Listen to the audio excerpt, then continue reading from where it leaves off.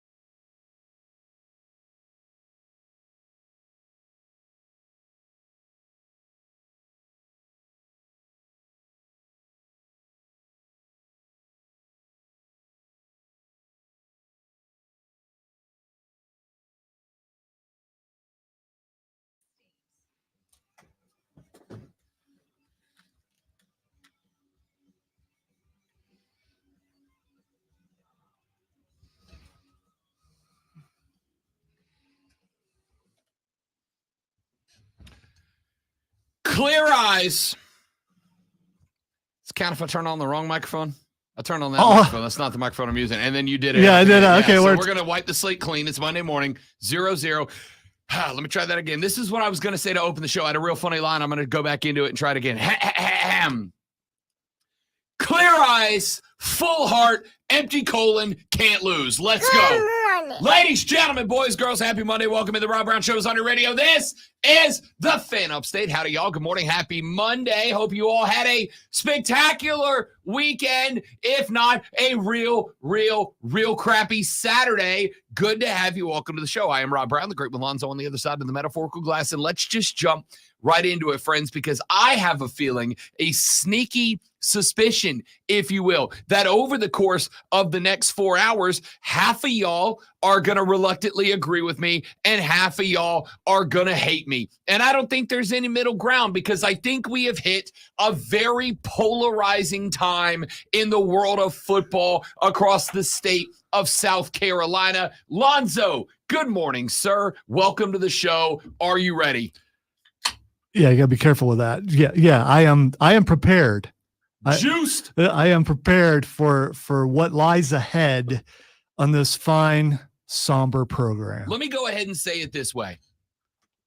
Lonzo's going to hit a bunch of buttons today that are going to play a bunch of sounds, and he's going to have a wonderful time doing it. I have no doubt. I don't know. I almost felt. I was sitting there thinking, do I feel sorry enough to not do that? And you don't. And you don't. Well, no. When we talk about serious stuff, I won't do that. So but, then I'm going to go ahead and tell you, we're getting serious out the gate because it's real bad, y'all. It's real bad.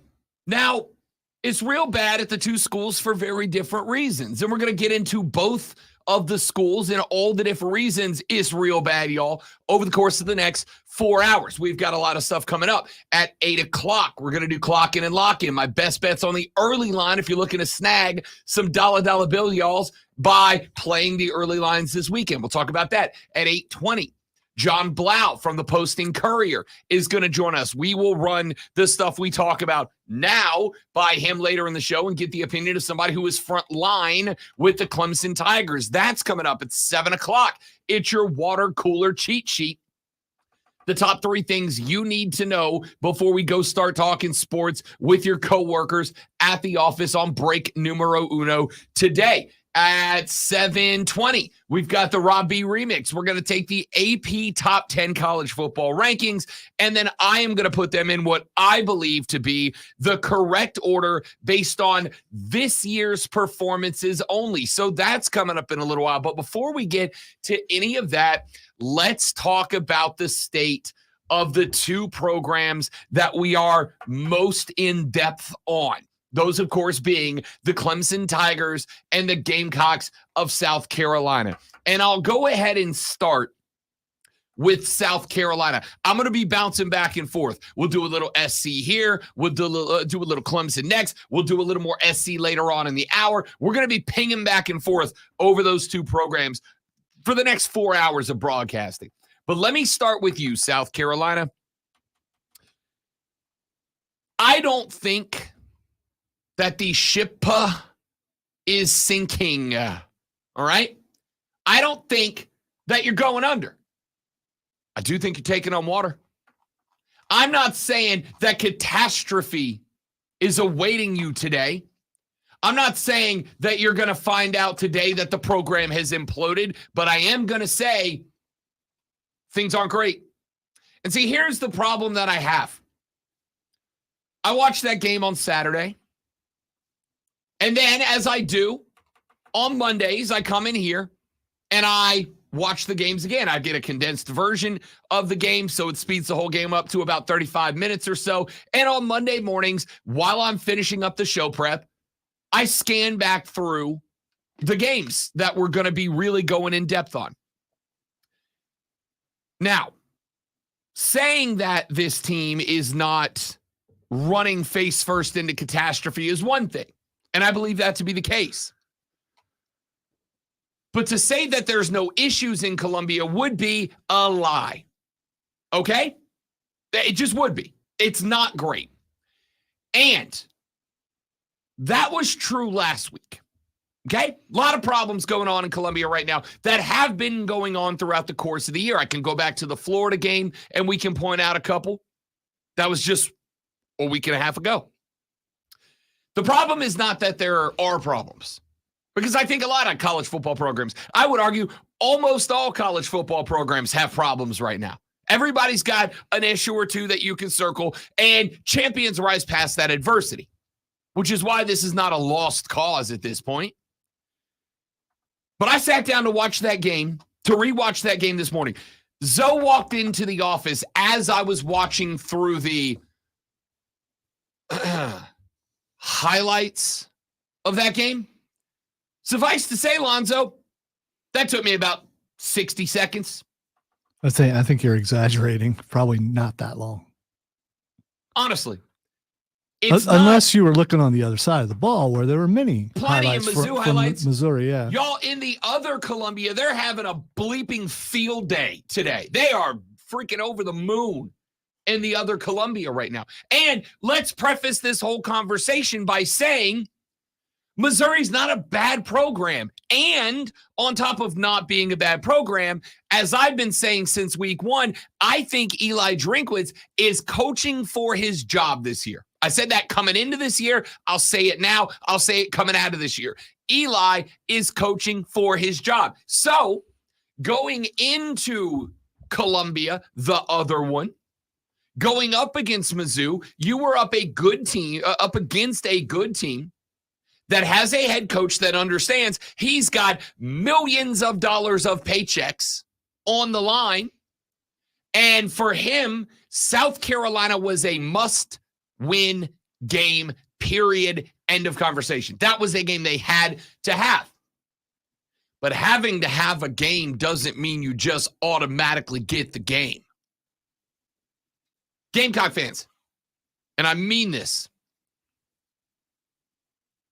what praise do you have for that team? Honestly, what praise do you have for that team after that performance on Saturday? Y'all know that Lonzo and I like to keep it light. We like to have fun on this show. And Lonzo and I think, and I will say this, and it's probably something that I shouldn't say and will probably get in trouble for down the line, but I think Lonzo and I occasionally, maybe frequently, according to some of you, are willing to overlook things that are blown into massive stories on other radio programs for the sake of conflict, we walk right past those because I don't need to turn him into something. Like I said last week, I think if you took Shane Beamer breaking his foot and you turned it into he should be fired on a rocket into the sun because he's a baby, and that was your whole tagline, that's kind of overdoing it. That's exaggerating for clicks. Lonzo and I take those stories and we go, here's the thing that happened, and we don't care. Let's talk football more often than we don't. Yeah, a quick joke here and there. Yeah. I mean, you know, it's Yeah, I'm not going to not make my foot, but I got news. If Lonzo broke his foot cooking a desk, I'd make jokes at his expense too. yeah, I don't want to do that. But yeah, okay. Yeah. Last week, I had to get a colonoscopy. We made jokes about that all freaking week. We have fun. Even when you weren't here. Even when I wasn't here. Yeah, I was listening. Thanks, Cole. By the way, thanks sincerely, Cole, for sitting in, because I know that 4 a.m. wake-up call, not everybody's cup of tea.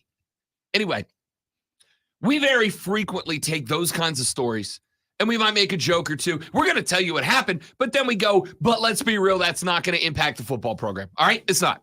Was it dumb? Yes. Does Shane regret it? 100% he does. I saw the walking boot. I promise you it didn't feel good. I broke my foot. It sucks. All right? It sucks. There's no way around it. But it's not a program-defining story, in my opinion. Now, what I will say is that I watched that game Saturday. I turned around. I came in this morning. I put it up on the YouTube, on the replay. I went full screen, and I had it on. I got 3 computer screens, right? I do my prep on one. I got my email on one, and then I got whatever I'm watching on YouTube on one. And I clicked the button to watch it again because I'm all like, my thought was, my belief was I was going to go in and I was going to pick out the X's and the O's for the Gamecocks that went well. I was going to find the silver lining. I got bad news for you. There wasn't one. What's the silver lining? The coaching was bad. The play calling was bad. The execution was bad. The only thing that I've got is that damn Spencer Rattler don't quit, does he? That's what I got for you. Spencer Rattler don't quit. But see, here's the problem. When you say Spencer Rattler don't quit, there's another half to that thought. The other half to that thought is even when there's reasons to. Right? That's the second half of that thought. Spencer Rattler doesn't quit, ... even though there were reasons to quit. Nobody just quits when everything's going great. Nobody just walks away if you're out there kicking ass. But, spoiler alert, they weren't. What went right? Sincerely, Gamecock fans, what would you take away? Especially those of you, respectfully, because I think I can say this about Lonzo and I as well. We're optimistic for the Shane Beamer era in Columbia. We want you to do well. Hell, I've said before, you want to gauge where Rob Brown is? Follow the money. Go look at my Twitter account and go look at what I said, not just in terms of where I put money. And Clemson, I'm coming to you because I went -3 over Miami as well on you. I believe this was a turnaround point. You let me down too. But on Saturday, I do a baseball gambling show called Bet for the Cycle. But within that show, 2 segments every 4 hours, they come to me for college football gambling thoughts, right? Cody Decker hands me the reins and goes, we're going to talk football. Here's Rob. And I go down through the schedule and I give my best bets. And you know what one of my best bets on the day was? One of my best bets on the day. The over in South Carolina to cover +7. Not calling a win, but to cover a 1-score deficit. That was embarrassing. I said that on nationally syndicated radio. My face, so that y'all know how big this show is, I'm going to pat myself on the back, but it's to prove a point. My face, this dumb, ugly mug, is on television screens in Las Vegas. There are people in Vegas who stream our shows into sports books where people who put thousands of dollars into games saw me go South Carolina, the over, and the +7 cover. Because I thought there's no way, none at all, There is no way that Shane Beamer's team takes what they took from Florida a week ago and comes out and does anything but put the single best effort of the year on the field against Mizzou, and you put out the worst. That was worse than the Florida game, because at least in the Florida game, up until the last 9 minutes of the game, you look like a damn football team. You didn't look like anything from start to finish. You got off the bus looking like crap. You got back on the bus to go home looking like crap. F minus, minus, minus, minus. And am I making it about me a little bit? Maybe. But I, quite literally, put this dumb ugly face on sportsbooks in Vegas where people watch. And by the way, I am making money by doing this. It is important to me to be right, because the more I'm right, the more they call me and go, hey, Rob, we got another opportunity for you to make more money talking about football. And I would like to make more money. I don't want to go anywhere. I can do all of this from here in Greenville, and I intend to do so for a very long time. But when I got my mug up there going, Beamer's fellas are going to pull it together this week, there's no way they take the last 10 minutes of that Florida game, that absolute blow up, in a game they should have won. Should have won. There's no way they take that blow up. They go to Columbia. They go against Mizzou, a team that we said before the year started, Shane needs to beat Missouri this year. That's a hump he's got to get over. There's no way they go out there and lay an egg. My goodness. My goodness. You absolutely did. Gamecock fans, sincerely, what do you have to praise about this game? Here, let me go with this. Lonzo is the optimist of this group. Lonzo, of the two of us, is the one that is Mr. Positivity. He is a ray of golden sunshine on a cloudy day. Lonzo, list all the things that went right for the Gamecocks. I'll wait. Yeah, dead air is something frowned bad. Upon here. Yep. So, yeah, I can't. Yeah. Yep. That game Saturday was the football equivalent of dead air. That's what it was. When Lonzo and I go silent for, what is it, like 5 seconds or something? It's a little more than that, but yeah. Whatever it is. If Lonzo and I go silent for X amount of time, there are alarms that go off around the entire upstate of South Carolina on the phones and in the ears of a lot of people who go, uh-oh, we got problems. There is something massively wrong up at the radio station. And those people, whether it's 2 in the afternoon or 2 in the morning, they start scrambling to get it fixed, and get it fixed now, so that the product can continue to go on and we don't implode. I got news. That alarm needs to be going off in Columbia right now. Those bells, those whistles, those sirens need to be ringing now, because that was the football equivalent of dead air. My fiance, a diehard Gamecock fan, didn't watch the game Saturday. Didn't watch. Because she's like, hey, if they win, great. You've got it recorded. We can watch it tonight. And if they lose, I'm going to be frustrated. She watched whatever show she's watching on Netflix right now. It's got Luke Hamill in it. That's pretty cool. I walked in and saw it. And by the way, Luke Hamill's doing a voice like this. It was very cool. You mean Mark Hamill? That's the guy. Luke Skywalker Hamill. That's what I said. All right. She's watching that show. And the show ends. And I get home. I had a hockey game Saturday night. I was sitting down in the tunnel with the tablet, the PC, and the phone, watching games while I'm working, because I'm a multitasker like that. And I got home and I said, did you watch the South Carolina game? And she said, I checked in for about 6 minutes, and then I checked right back out. Right back out. Now, we got a lot of people. I got to go to break. We're going to come back, talk about Clemson. But I'm going to say this first, because I've already got one. And James, I respect you. I'm glad you're here, buddy. Thank you for coming by. I am not pointing this at you, but I'm going to use you as an example. James is in here, and he says, talking crap about the Gamecocks. Why am I not surprised? James, I will say this to you and every Gamecock fan who's just going, Rob's a hater. He's hating on us right now. Give me the damn positives.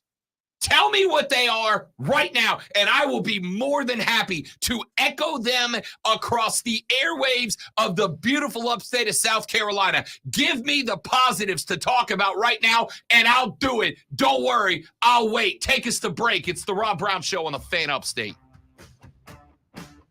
well, All right, guys, we got a live read. Stay right there. We'll be right back.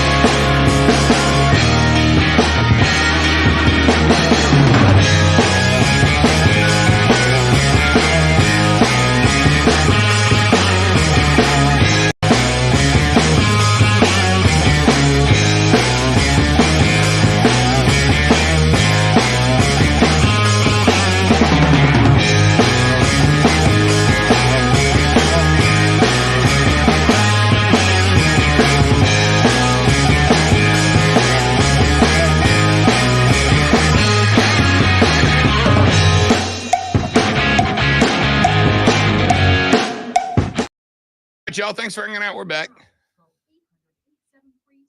So what was your meal of choice when you could finally eat solid food again? The fattest steak burrito I could get my hands on, covered in queso cheese. Okay, there we go. I had them make it with queso inside the burrito and then pour queso on the top of the burrito. Wow, that's a lot of cheese. I clogged myself right back up, and it was delicious. Worth it. We don't play in the ACC. We're not Clemson. We don't have a crying coach like Dabo. Dude, like, whatever you got to say to make yourself feel better, James. Like, whatever you got to say to make yourself feel better. I'm not saying, like, I'm not trying to be disrespectful or confrontational, but if the first thing that you do as a South Carolina fan is go, at least we're not Dabo, my God, that's why they say you have little brother syndrome right there. If the first thing you do is start talking about Dabo when I ask about your program, I can't help you with that. I can't fix that. It does go both ways, but I mean, you're feeding into the stigma by doing that. Yeah, so, 100%. I mean, yeah. Sorry, bud. That's on you. Trust me, Clemson's going to be discussed at length. 100%. We're about to do that right now. Yes. They're getting theirs too. But I promise you, if your team plays like that on a Saturday and the first thing you do is talk about Clemson, then don't expect anything to change. Don't expect anything to change. And our viewer count just went from 12 to 11.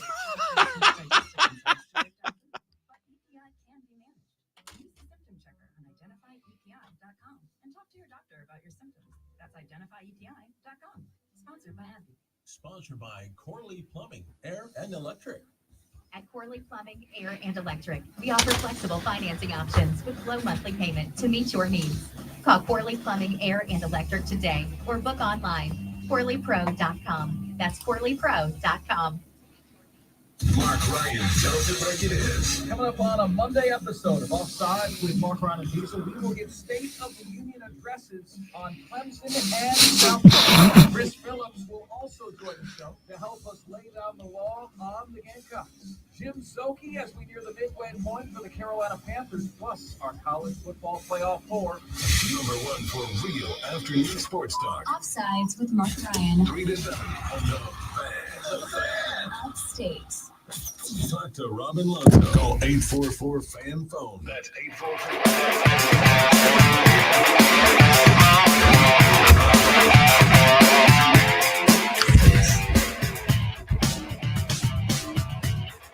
The Rob Brown Show's on your radio. It is the Fan Upstate. Clemson, I'm coming for you too. All right?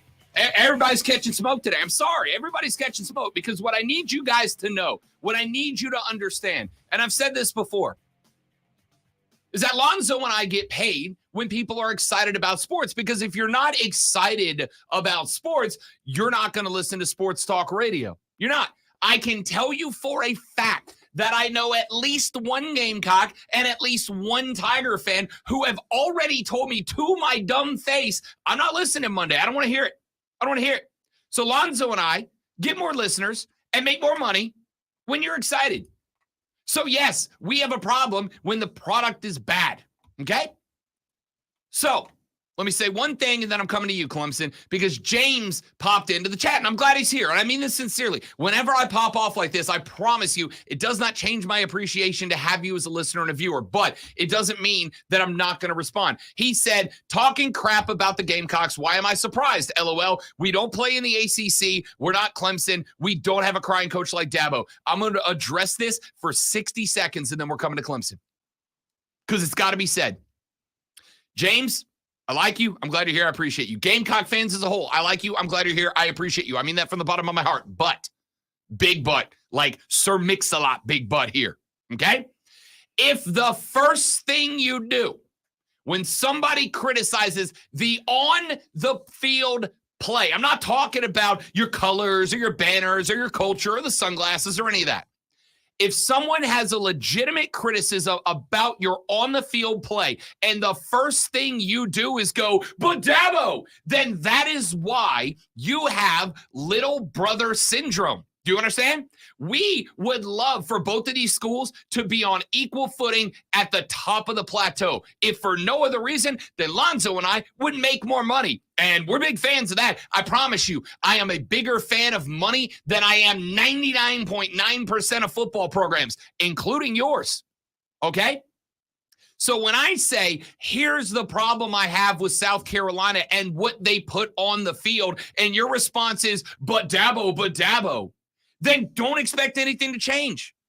Don't expect anything in your program to change if the attitude in your fan base is, but Dabo. And by the way, Clemson fans, you're no different. If I go hitting on Dabo and the Tigers, which I'm coming to right now. No, wait. You need to rephrase that. No, I'm not going to rephrase it. So you go hitting on. If I go bashing the Tigers. There we go. That's better. It's yeah. If I start running down the Tigers and they're on the field product and your response is, well, at least we're not South Carolina, that's the attitude of a stagnant loser mentality. That's the attitude of a stagnant loser fan base. And you don't want that, do you? I'm assuming you don't want that. I'm assuming you expect bigger, better. I assume you expect to trend upwards. So if you have an issue with what's on the field like I do, but your gut reaction is to talk about not your coach, not your program, not your players, not your execution, not your play calling, not your results, but somebody else's, then don't expect progress. Expect to just be that team that whines about Clemson and not a damn thing else. And I expect better for you, for your program. All right. So really quick, you're still new here. So you don't know what it's like when neither team are that very good, are good. And right now we're to that degree. We'll go back a decade or so. And when mid was high for both teams, and we're just about there again.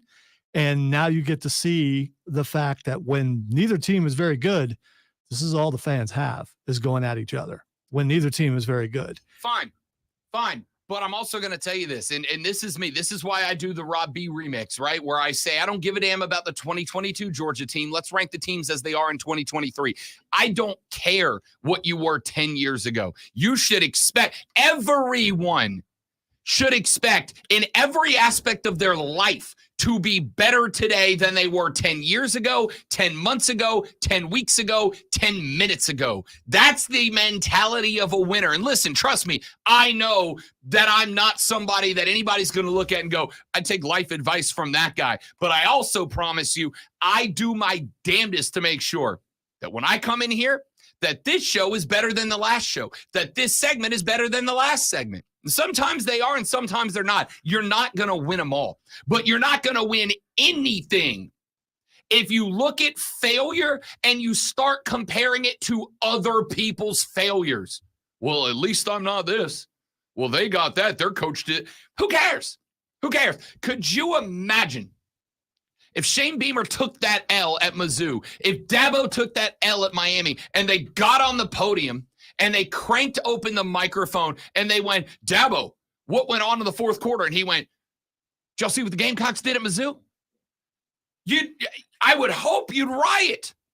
Could you imagine if Shane Beamer got on the mic and they say, Shane, what the hell went wrong against Missouri? And Shane went, well, at least I'm not there making jokes at the podium like Dabo. You would have a fit, and you should. No.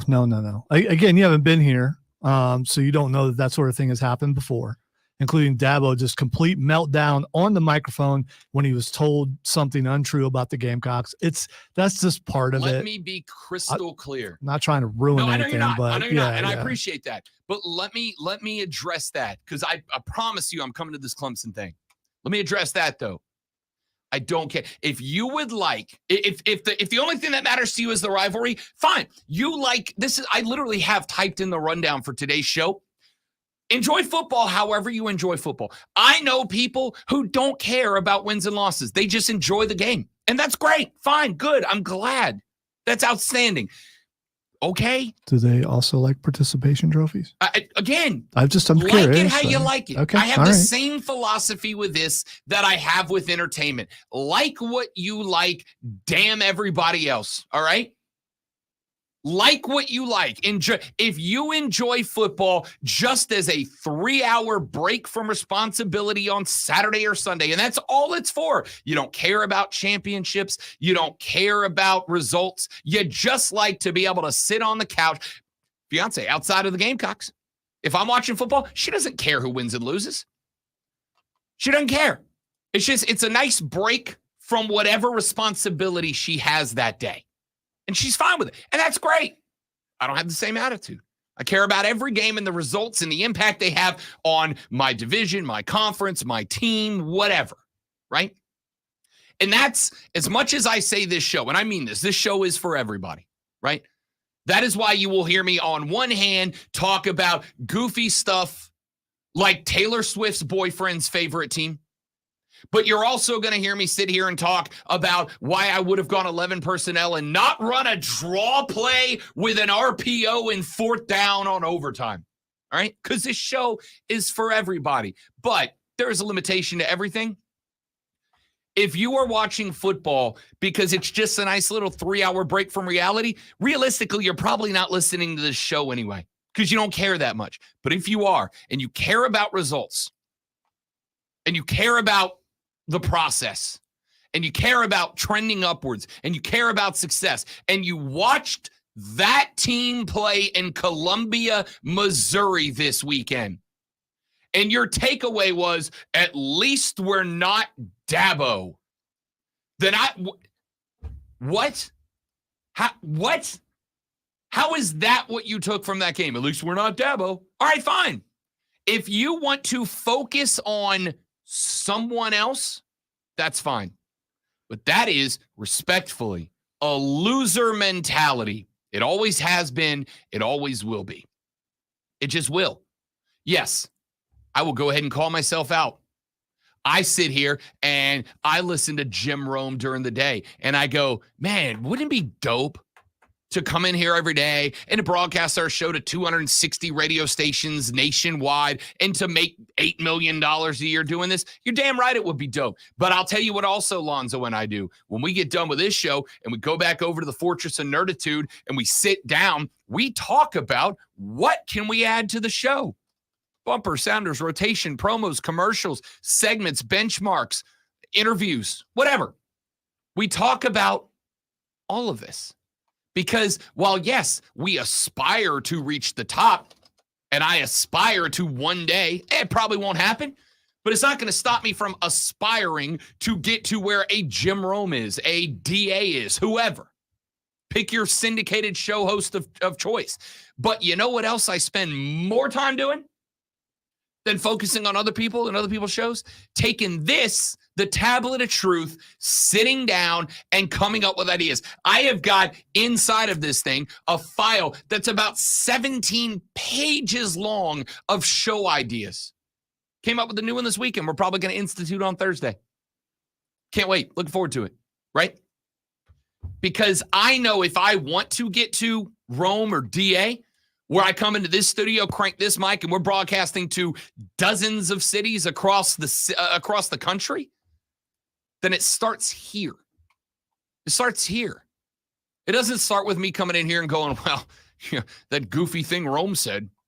Can you believe DA did this segment? I might take ideas from that. I might decide what I want to do and what I don't want to do. But I know that if I want to get there, it starts here. This is the mentality I'm talking about. I asked you for the silver lining to that performance. As a Gamecock fan, what did you walk out of that game thinking, well, at least blank, right? Well, at least blank. Because I got nothing. The best I could come up with is, well, at least Spencer Rattler's not a quitter. You got a stubborn dude as your quarterback, and I respect that. And the first response, multiple times that I got was, well, at least Shane didn't do Dabo stuff. All right. So I guess you missed Tracy on the stream. By the way, we're live on YouTube and Twitch and DX and all that. There's some positive right there. There you go. You wanted positive. There it is. Punter did well. South Carolina had a good kicking game. 2 punts inside the 20 and 4 or 5 on field goals. There we go. Yeah. Yeah. Well, all right. You asked for a positive. Sure, a right, positive was given. Technically correct. Come Tracy, on. Outstanding work. You brought a positive. Kai Kroger's real good. There's your positive. Kai Kroger's real good. You made your first 2 field goals. Attaboy. Got to start somewhere. Steven says, breaking news, Clemson and South Carolina will be playing the Palmetto Bowl on the Cartoon Network. Yeah. By the way, Clemson, I think, is playing on CW next week. That game's going to be slated for a Tuesday 8 a.m. kick on PBS. Really? They are. I think Clemson's playing on CW. I'm sure they are. All right. Texter said, Rob, I walked out of that game saying, well, maybe Clemson will lose with us. LOL. I mean, I guess. All right. What you can find. Here's the thing. If you are a fan of one of the other teams, like if you are a Gamecock fan, which I am a Gamecock fan, also, the first thing I thought afterwards is, man, I hope Clemson loses too. And here's the reason why. So the fans have nothing to come back with. And you want your rival to lose also. And they did, by the way, in fantastic fashion. I think there is a difference between wanting your rival to lose and then taking an L and going, at least this, at least we're not them. At least we didn't do that what they did. There's a difference there. You're trying to rob any joy anyone has. No, there is. I'm waiting for the joy. No, there is joy in knowing that your rival lost. Absolutely, there's joy. I don't get that. There's joy. I don't get that. I mean, if Michigan were to lose every single game, I would take joy in that. But they can't because they still signs, and there's that. Oh, we're coming to that too. James said, but no one expected Carolina to be good this year. Yeah, no, you're right. I didn't expect him to be good. You know what I didn't expect him to be, James? Bad. I didn't expect him to be bad. I expected a step forward. Can anyone tell me right now that you're taking a step forward in Carolina? No. I want Shane to succeed. I don't know how many more times I got to say that. But if you can look me in the eyes and say, yeah, we've taken a step. Hell, if you can look me in the eyes and not tell me we've taken a step backwards, I will buy that bridge in Arizona. Here's the thing, you take a step forward in a walking boot, it hurts. You can't take a step backwards because you might fall. It's a Beamer's foot joke. Yeah, I liked it. Yeah, it would. All right, that Clemson thing, when we come back, I think there is one thing that I can circle that kind of wraps up Clemson's struggle in a nutshell. Keep your text coming on the MadWorldAttractions.com text line 71307. Start that text with FAN, F-E-N. I see a bunch that have come in already. We'll address those coming up. It's all coming up on the Rob Brown Show in the Fan Upstate.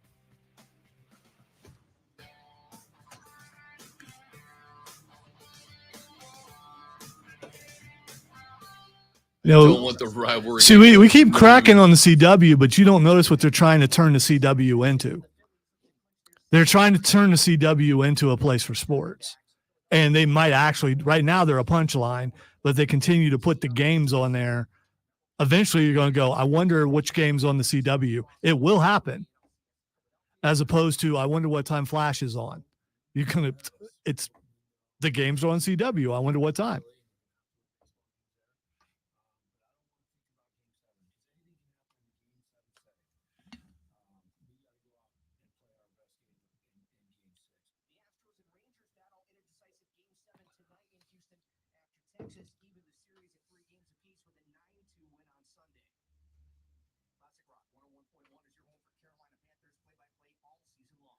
So a Shane Beamer costume next week, just sunglasses and a walking boot, right? And then Dabo, you just wear orange and have a sign that says "I'm sorry" on it. That says "I'm sorry." Yes, that's. I mean, you're welcome.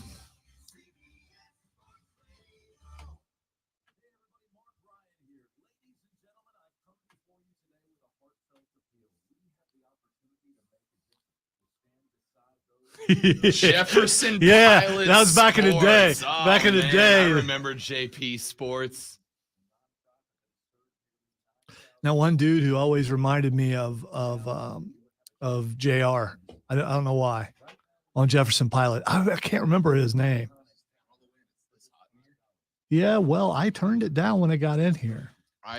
Maybe if someone wasn't so stinking emotional. I'm hot today. You are moving around over there. This is not caricature work. I am hot today. He's moving around. You want to know why? There. Again, it's the Ric Flair mentality. When y'all are this bad, it costs me money.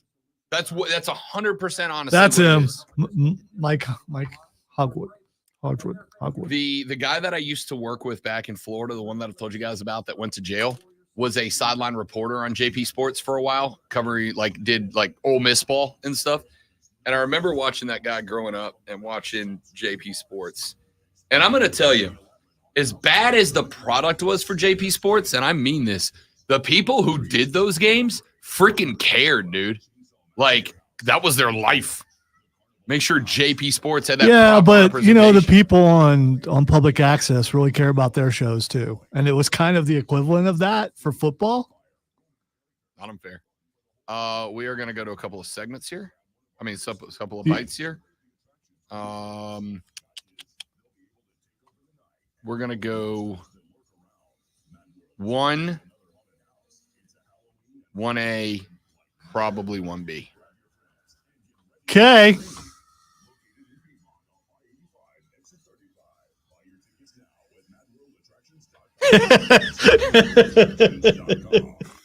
Damn it, Steven.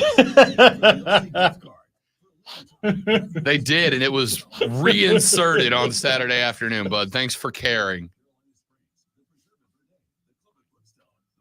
Incredible. Well done, Steven. I'm not even mad at that. That's genuinely funny. Yeah. Bravo. Look how red my face is. Yeah. Love you too, Steven.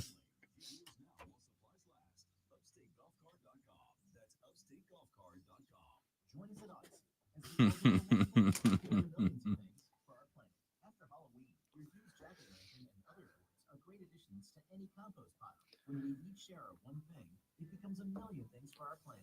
What's your one thing? Today, plenty of sunshine with a high of 68. Weather brought to you by Total Wine and More. With so many bottles to choose from, it's easy to find your favorite and new ones. With the lowest prices for over 30 years. McCaffrey will play tonight. Cool.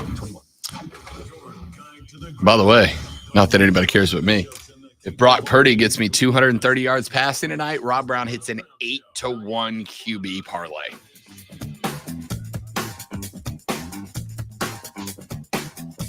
So I don't think that anybody would argue with me, and if you would, the phone number is 844-326-3663, that there's a problem right down the road in Clemson, South Carolina. And there's a lot of them right now.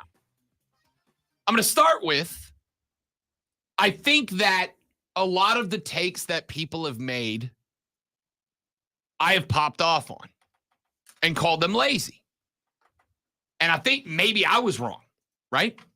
There was the concept of nepotism. It's nepotism. It's Dabo's guys. Dabo keeps bringing Dabo guys up. He keeps putting Dabo guys in coaching roles. He keeps putting his friends' kids on scholarship, on roster. It's nepotism. And I went, I don't know, man. Like, it feels to me like maybe you're growing a group of guys to be coaches inside of a system that has won a couple of championships. And now I'm looking and going, I think there's a problem here. And I'll tell you what I think the number one. There's multiple problems here. But I think I may have pinned it down to the number one problem, in my opinion, taking place under the paw. This team's not well coached. Now, I know that that's a very general statement. Hold tight. I'm going to break that down a little further for you. I think that this team is not well coached on a position-by-position basis, right? I'm not saying they're poorly coached from the top down. I'm not saying they don't have good coordinators. I got to tell you right now, I think Wes Goodwin is doing a really good job as a defensive coordinator. Hell, the only reason that Clemson isn't in a worse spot than they are is because the defense has bailed them out multiple times. I have to ask you something before you get started on this. So you earlier mentioned how you can't talk about the other team when you're talking about that, and you shouldn't do this. How can you not talk about what you're about to talk about and not mention what happened last week in Carolina and what was said about players not doing what they are supposed to do? Because you did entire segments on that last week about how the South Carolina players were not doing what their coaches. I think there is. And so I don't think. I can answer this. Okay. It's going to be hard to do this without comparing it to that. Because I think, in my opinion, these are two different things. It is one thing to go, at least my coach isn't whiny, or at least my coach isn't hokey or whatever, versus they're comparing and contrasting problems on the football field. Because, yes, there is a big problem that has happened at both schools. Shane Beamer last week said we were calling pressures, the guys didn't run the pressures. And now we have an issue here. And I think in both situations, I used one phrase to describe the meltdown against Florida for the Gamecocks. What was it? Coaching failure. It was a coaching failure. Okay? And now there is, no matter how you slice and dice this, there is a coaching failure taking place at this very moment at Clemson. Now, this is happening multiple places, but it's happening at one spot that I think shines above all the rest. I'm going to take you back a couple of weeks.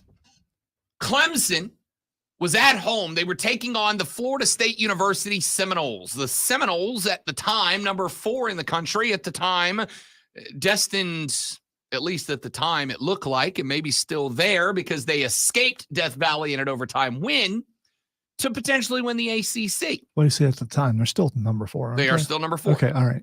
So, because they popped Duke in the face this weekend. We're going to talk about that. It took them a while to get going, but they got there.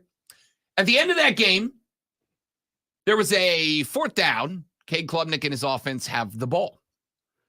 And on the play that could have won or lost the game for Clemson, Cade Klubnik pulled the ball out of the chest of Will Shipley and proceeded to put the O, particularly the PO, in RPO. And it PO'd a lot of people. And after the game was over, Dabo said, well, I don't even need to tell you. I'll let Dabo tell you. Clip number 1, here's Dabo Swinney after the loss to FSU. Yeah, I mean, we expect him to hand the ball off right there. And, again, that's kind of situational awareness, but that's where we can be better as coaches, even though that's one of those things where, yeah, it's built in, but, that's just we could help him right there with just making it a lot call and not even having that as an option. But situationally, we got to learn from it. Okay, so I popped off then. We don't need to go back deep into detail, but if you give a QB the O in RPO, don't go OMG when he decides to O. Capiche? If you give him the option, then you've given him the option. You're going to call an RPO, but we expect him to hand it off. Then call an R. Keep just the R and drop the PO so you don't get PO'd after the game. That's a real easy concept. But we have a problem. And we have a problem because Clemson, in case you did not hear, lost to the Miami Hurricanes this weekend down in Miami, a same Miami team. And again, do not allow the transitive property of football to get you into trouble. But hey, a Miami team that lost to Georgia Tech, the Ramblin' Wreck. And I like Brent Key. I like Georgia Tech. I think they're trending up, although very, very slowly. Not an L that a Miami Hurricane team should have won. So we get deep in this game. It's overtime. It's 4th down, 4th and goal. The Clemson Tigers on. So I don't know if you saw that play. Were you watching the end of that game? Oh yeah, I watched the whole second half. Clemson need to cover to score a touchdown and at least get themselves set up for a 2-point conversion to go to overtime number 3. It's like a couple yards. No, it was like 7 inches. Okay, well, it was like inside the 1. It was late. Yes, it was. I agree. They were inside the 1 yard line. And what they do? They lined up in the shotgun formation. Now, I don't have a problem with running shotgun football. Most teams run almost exclusively for some teams shotgun football. No issue with shotgun football, but here is the thing, and this is where the show's for everybody. Let's do a little football 1-on-1. Lonzo, in the shotgun formation, where does the quarterback line up? It's out of curiosity. It's like 5 yards. Yeah. He's not very close to the line, Rob. And so, excellent color work there by the great one. If the quarterback needs this much, he needs this much. For those of you not watching on the stream, like 6 inches. All right. Let's say he needs this much. If he lines up under center, Lonzo, if he lines up under center, how much ground does the ball need to cover? Not total. Not very much. And here's the thing, though. If he lines up under center, people are going to know he's going to sneak. But if he had like a running back behind him or something, literally anything. Yeah. Lining up on a center doesn't guarantee a sneak. Although in this case, honestly, a sneak might have been the best thing you could have gone. Let's go, as the Eagles love to do, a little brotherly shove. Do something under center. But they went shotgun, which means that at the very, very least, in a close shotgun, the quarterback in the football, or whoever is going to carry the football, have to now travel, instead of 6 inches, they've got to travel a minimum of about 4.5 yards. So was this a Clemson way call, or was this the new OC's call? We're coming to that too. Because I'm curious about that. Comments. Okay. So regardless of whose call it was, it has to be signed off on. So when you need 6 inches, you went out of the shotgun, which now makes it, instead of 4th and 6, when the ball hits Cade Klubnik in the hands, it makes it at the least where you've at the least 4.5 yards you've got to cover. And then Cade Klubnik put it into the chest of Will Shipley. And I got to tell you, I called touchdown because I watched the tight end on the near side, the tackle both blocked down. There was a crease off the right-hand side. There was a kick-out block. There was a lane there. And if Shipley has the football, pow, maybe a little contact, but it goes in. That's not the running back you put in there. You put him off. I don't disagree with that. I mean, you put in the guy who's the bruiser. That's the guy you put in. I agree with you entirely. It was a bad personnel decision to have Shipley in there. And I got to tell you, there were a number of spots throughout the game. Well, I did not understand why Will Shipley was in and not Phil Maffa. I'm not saying you don't use Shipley. I'm saying personnel groupings felt wrong. But regardless of who the running back was, I watched the right side of the Clemson Tiger offensive line, who, by the way, looked like wet paper towels all game long. Looked like subway turnstiles all night long. I actually watched them seal and open a lane that Will Shipley could have popped right through. Maybe takes a little contact, but I guarantee he scores. And instead, Cade Klubnik pulls the ball and he runs to the left. What happened? Well, let's ask Dabo Swinney. Here's Dabo Swinney breaking down what happened on that play call and execution. No, it was a handoff. 100%. And we didn't hand it off. Just pulled it. I got no answer. Just trying to do too much. So no RPO. It's a give. And we just didn't do it. No RPO. I made a lot of plays. Hey, you can stop it. I don't care. He got to the crux there. No RPO. It's a give. We didn't do it. So there's occasional possibilities here. Number one, somebody, Dabo, Garrett, Riley, whoever, somebody is calling crap plays. Number two, Cade Klubnik doesn't understand the crap plays. Or number three, Cade Klubnik said, F your plays, I'm doing what I want. All three of those are, and this is about as boiled down as I can make it, real bad. Those are real bad things to be happening to you in overtime of big-time Atlantic Coast Conference football games. And there's no out. There's no out. Either your play calling's real bad, your quarterback doesn't understand it, which means it can also still be real bad, or your quarterback's going rogue. Cade's like, no, I know better. Now, maybe that's the case because, and we'll play this audio and then we got to take a break, but this is a short one. Cade Klubnik got asked, hey, Dabo said it was supposed to be a run. You didn't do that. Why not? And Cade Klubnik gave an answer. Can I grab clip number 3? I think it's 1C. I don't know. Whatever. Cade Klubnik. Yeah, just trying to make a play. If I had to play back, I'd hand it out 10 times out of 10. But, take full responsibility for that one. Learn from it and, keep going. Dabo said it was supposed to be a straight handoff. Is that fair? Yep. Did you see something that said, let me pull it to see if I can make a play out there or what? Trying to use my instincts out there and just trying to make a play. Saw something and they did a good job covering it, and I was wrong. What did you see?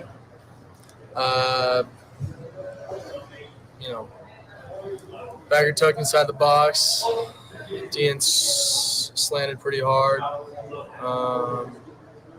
It's kind of the same look against Wake Forest on the one I pulled for a touchdown.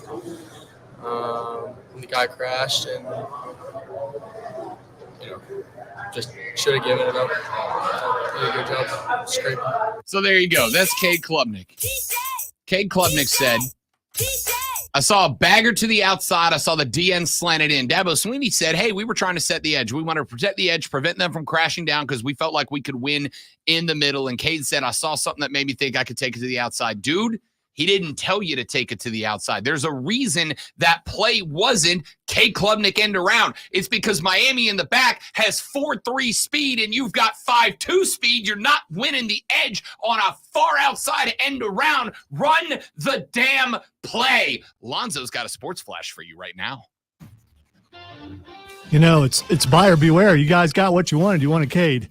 In a quest to purge the bandwagon Saturday, the Clemson Tiger football team fell to the Miami Hurricanes 28-20 in double overtime. Cade Klubnik went 18 for 34 for 314 yards, 2 TDs, and 1 interception. Klubnik was sacked in the shadow of the goalpost on the final play of the game. Another game for the South Carolina Gamecocks and another loss as they fell to the Missouri Tigers 34-12. Spencer Rattler went 23 for 40 for 217 yards, no TDs, and 1 interception. Social media sirens scream for Shane's seat to be hot. We are home for Paladins football and basketball. Tune in Saturday as Furman takes on East Tennessee State. Starting at 12:30 right here on the Fan Upstate. We will continue with this wonderful topic right here on the Rob Brown Show. We got like 3 more hours of this.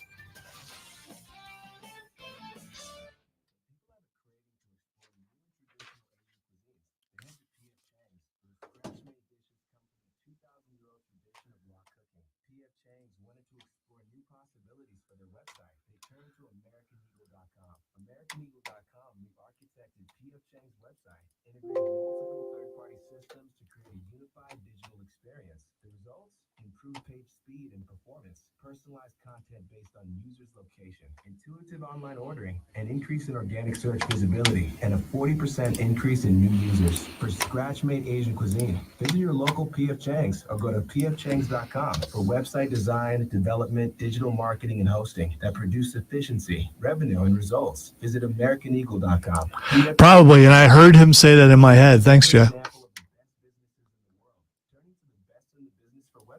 Go to Go to AmericanEagle.com or call 877-WEB-NOW1. That's 877-WEB-NOW1. I'm living the life that I lived before I started having knee pain 10 years ago. Meet Julie, a woman who makes the most of every moment in life. But over the last years, those moments were filled with agonizing pain until she discovered QC Kinetics. Finally, the pain got so bad that people around me are like, oh, when are you getting your knee replaced? I was walking, hobbling. I listened to my last QC Kinetics commercial and I said, I'm done. I got to find out about this. What Julie found out was QC Kinetics treats osteoarthritis with regenerative therapies, taking your body's own healing properties and concentrating them in the areas where you feel pain, helping heal and restore those damaged areas. No harmful steroid surgery or downtime. It changed how I'm living. I'm able to. That's the thing, Josh. I don't think it's overreaction today. I think it's just reaction, especially when it comes to Clemson and Carolina.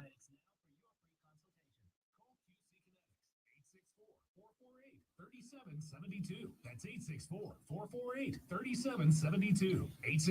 864-448-3772. Madboro Haunted Attraction is now open. Voted South Carolina's #1 haunted house in one of America's top screen parks. Located in Piedmont off I-85, exit 35. Buy your tickets now at madworldattractions.com. Don't miss the fall savings sale at Jeff Lynch. Huge savings store-wide and 0% interest until November 20th. I'm sorry for insulting Lonzo's Sport Flashes. That intro was great. What? Where? What? Was it a text or something? Yeah. Oh, okay. Yeah. Skrilla, what's up, big dog? Steven, welcome in, my guy.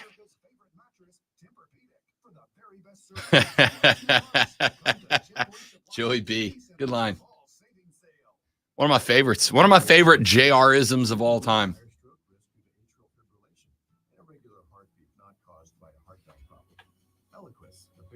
That and as God is my witness. He's broken right in half.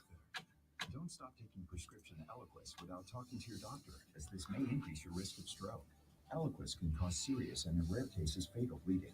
Don't take Eliquis if you have an artificial heart valve, abnormal bleeding, or have antiphospholipid syndrome. While taking Yeah, my personal belief is that both teams will have 5 wins, and the Palmetto Bowl will be for bowl eligibility. Who's going to the Music City Bowl, baby? Yeah, that's right.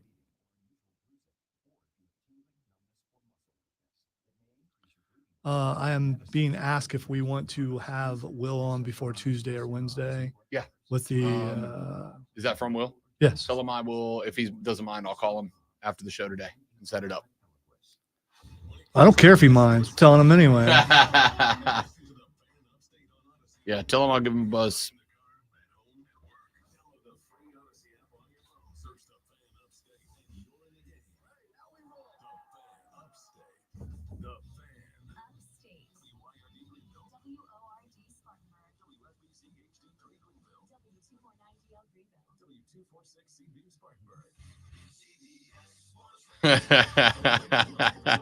That's all right, Skrilla. You're on the same page with a genius, so you're fine.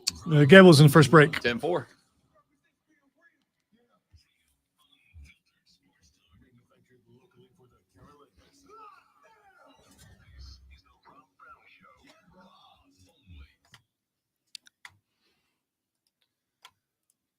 Text says, Rob, you need to take it from a 13 down to a 7. Nope, not today.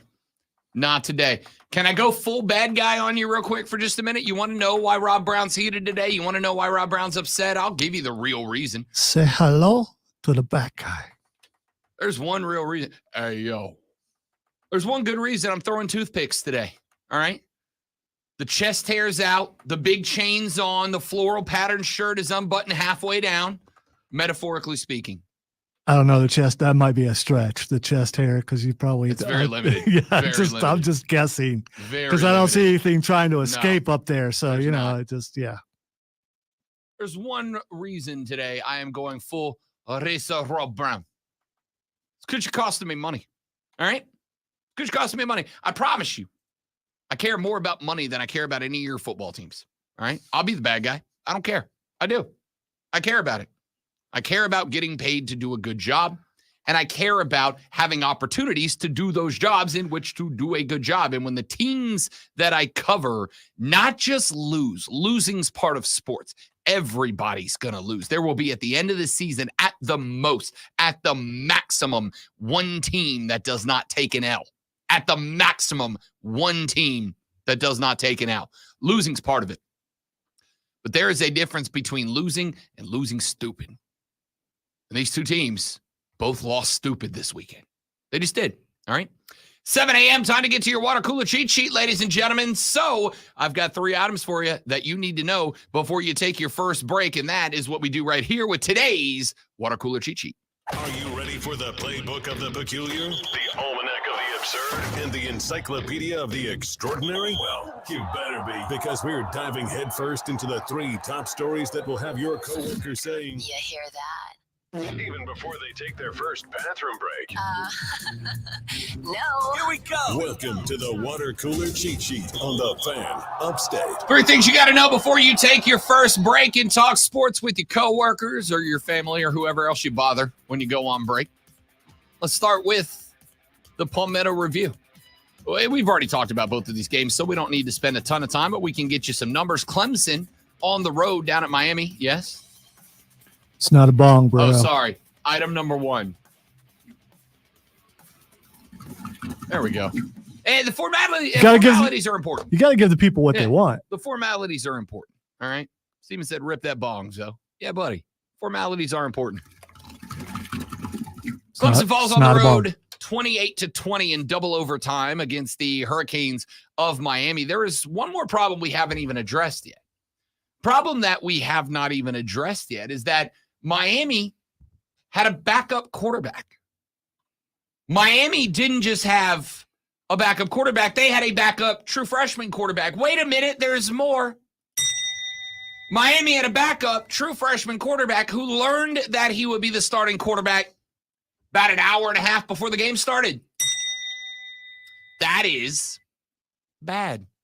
Emory Williams was your starting quarterback for the Canes. He went 24 of 33 for $151, a touch, and a pick, but it was on the ground that the Canes did work. Brashard Smith had 4 carries for 87 yards, one of them an 80-yard reel that he could have, should have, would have scored, but a good hustle from Clemson's defensive backfield, fumbled the ball into the end zone. However, it was recovered by the Miami Hurricanes for a touchdown. Nonetheless, 211 ground yards for the Canes in this one on 38 carries. That is good for 5.6 yards per carry. Now, I'm not good at math, but Lonzo, quick pop quiz, you need how many yards for a first down? That would be 10, Rob. That's what I thought. And at 5.6 yards a clip, that would require how many runs for each first down? That would be 2, Rob. Upper level math, and Lonzo nailed it anyway. That is correct. Miami averaging a first down every 2 runs. That is bad. That's bad. Okay? It just is. Cade Klubnik, 18 of 34, 314 yards, 2 touchdowns, 1 pick on the day. And here's the problem. And I'll be real up front with you. I don't think Cade Klubnik was the problem in this game. I think he was the problem on that one play.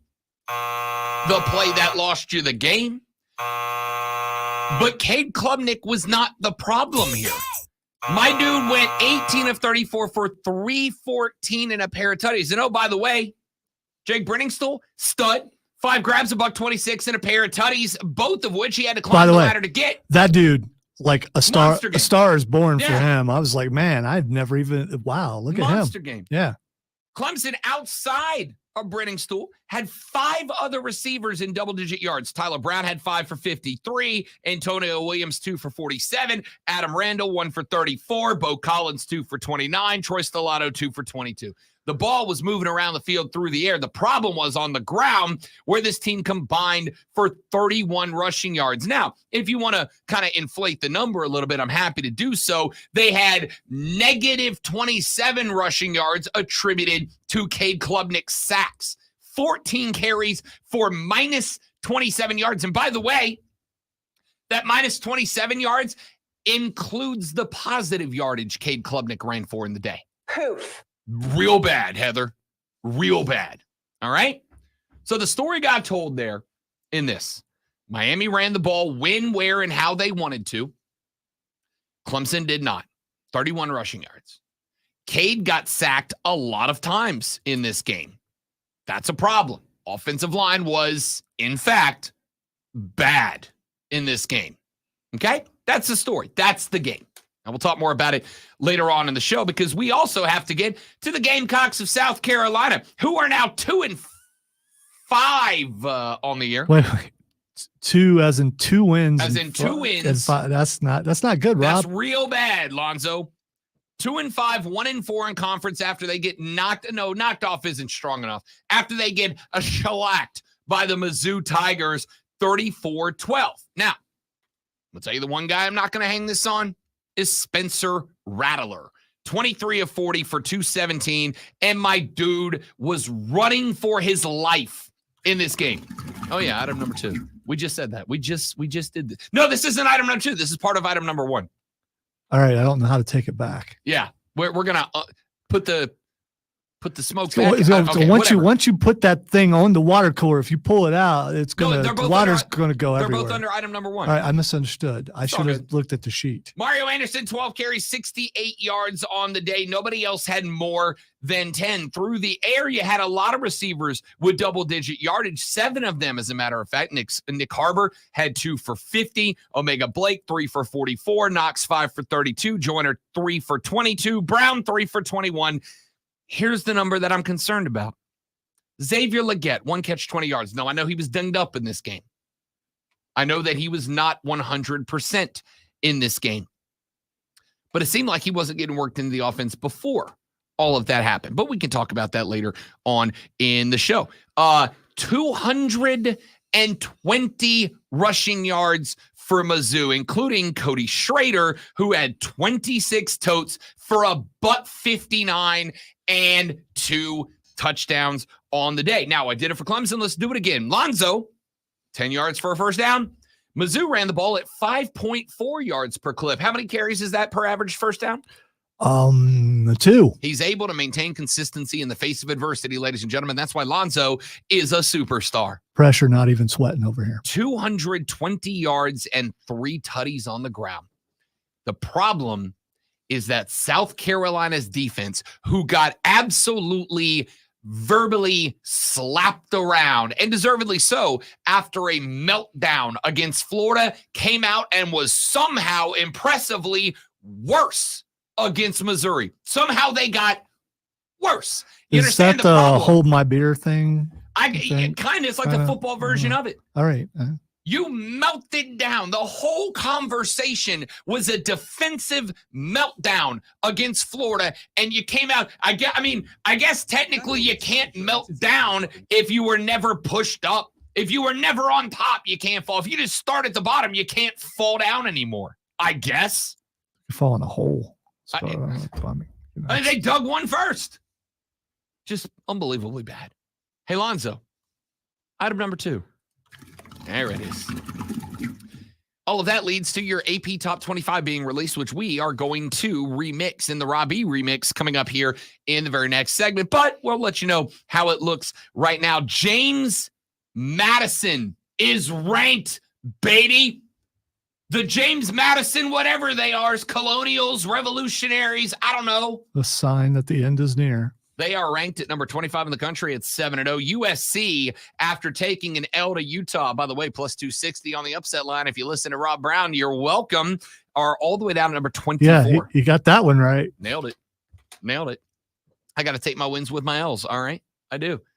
And for the record, the good news is, while I complain about my face being in Vegas casinos talking about South Carolina's going to cover plus 7, my 5-star upset pick of the weekend was Utah over USC. So at least I got that going for me, which is nice. And if you looked on the stream, you would have saw the hair flip. It was amazing. I got good movement today. Real good body today. UCLA is number 23 ahead of USC at 5-2. The Tulane Green Wave down at number 22 at 6-1. Tennessee is 21. Duke, after taking a L down in Tallahassee, Florida, falls to number 20. The Air Force Fighting Falcons are undefeated at number 19, 1 spot behind the Louisville Cardinal at 18. North Carolina. Did Tony Elliott save his job this weekend? maybe, as his Virginia Cavaliers knock off the previously undefeated North Carolina Tar Heels, who fall to 17. Mizzou, with their win over South Carolina, goes to 16. LSU is 6-2 at number 15. Notre Dame at 6-2 is number 14.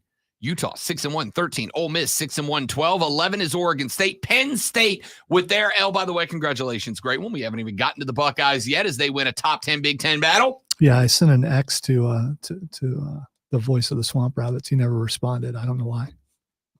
I'll tell you why.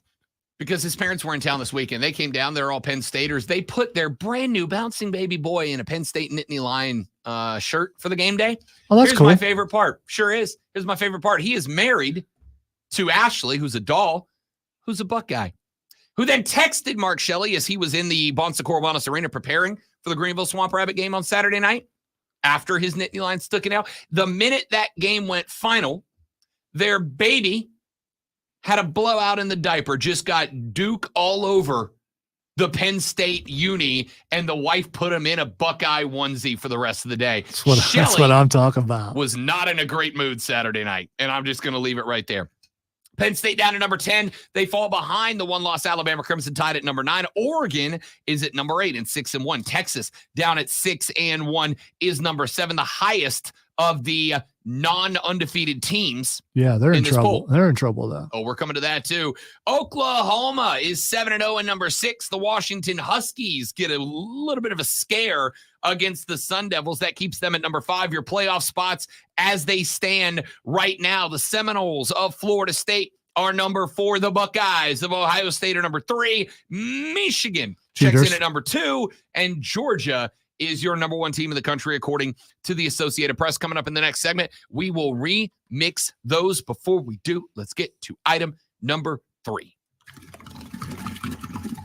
Ladies and gentlemen, I don't care if you don't like it. Baseball is very good right now, all right? Braves fans, we got to get over it. We got to move on. We did it again. We're getting used to it. It is what it is. We'll do it again next year, too. I'm going to go ahead and start pushing the panic button on this team now. Why not? But despite my disastrous end of the postseason for my Atlanta Braves team, baseball is still pretty good. Back on Saturday, the Arizona Diamondbacks had won a couple in a row once they returned back to Arizona. They did not win 3 in a row because the Philadelphia Phillies got a 6-1 dub. Why? Because the Dingas came back for the Phillies. They had 3 home runs in that game. They had 1 from Bryce Harper in the 6th inning, 1 from JT Realmuto in the 8th inning, and 1 from Kyle Schwarber in the 6th inning. I said on the show Saturday, if Philly hits 3 or more dingers, they will win every game in the postseason. If they hit 2 or fewer, they will not, because they're not playing small ball, they're playing long ball.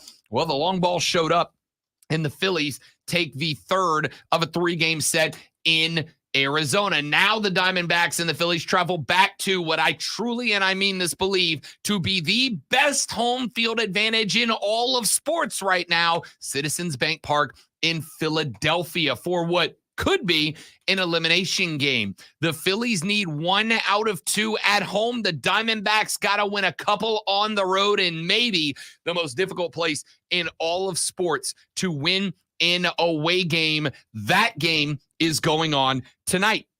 Then we had a dinger of a game last night. The final score, 9-2 Rangers over the Astros, and they tie the ALCS at 3 games a pop, which means tonight at 8:03 p.m., we have got what I truly believe, and I mean this, to be the best thing in sports, a baseball postseason Game 7. Ladies and gentlemen, there is not much better than that. Rangers, Astros tonight.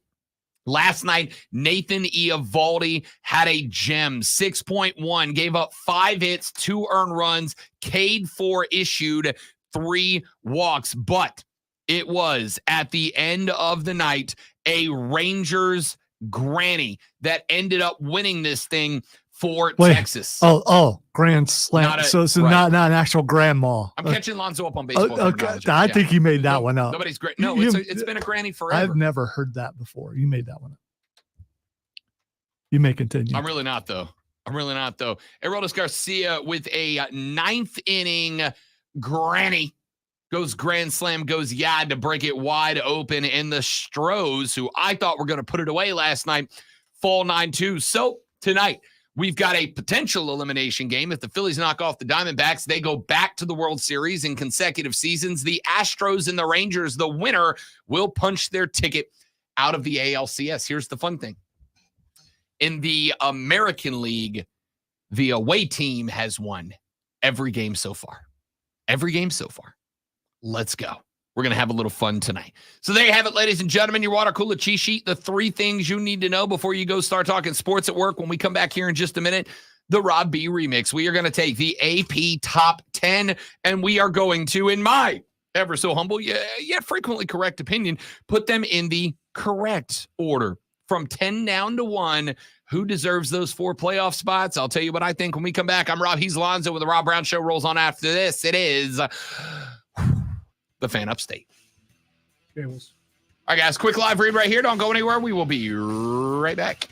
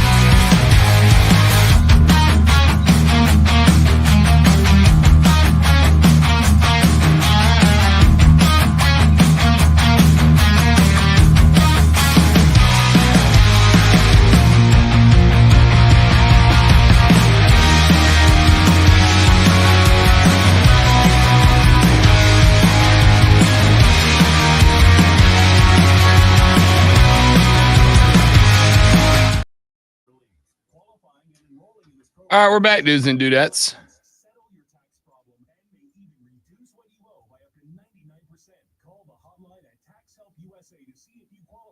Receive your free tax assessment by dialing 800-210-1005.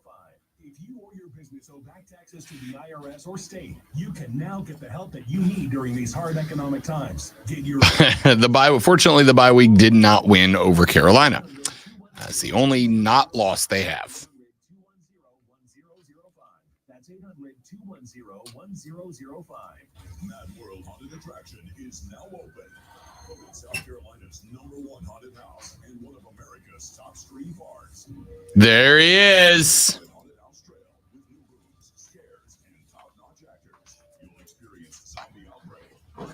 So as I faced the Nerf wall Saturday, I had to cover up in a way I don't normally do because I'm suddenly having psoriasis problems. So I did this. Yeah. My fingers still hurt. No, yeah, you get. My wife said you could tell that a couple of those hurt because I did one of those where I. Oh, yeah. Oh. Weenus and Pitt fan said, is Notre Dame the only ranked team with 2 losses? No, they are not. UCLA has 2 losses. USC has 2 losses. Tennessee has 2 losses. And Duke has 2 losses. However, Notre Dame is the highest 2-loss ranked team. Oh, LSU has 2 losses as well. Notre Dame is the highest ranked 2-loss team at number 14. LSU is 6-2 at 15. Duke is 5-2 at 20. Tennessee is 5-2 at 21. UCLA is 5-2 at 23, and USC is 6-2 at 24.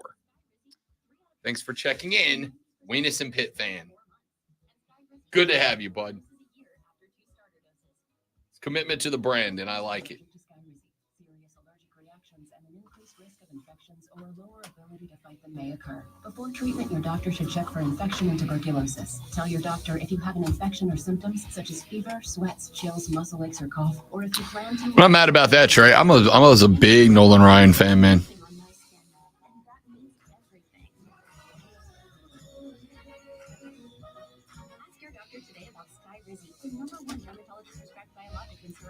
If you expected the Panthers to trade anybody and get some value back in the bye week, then I guess they lost the bye week.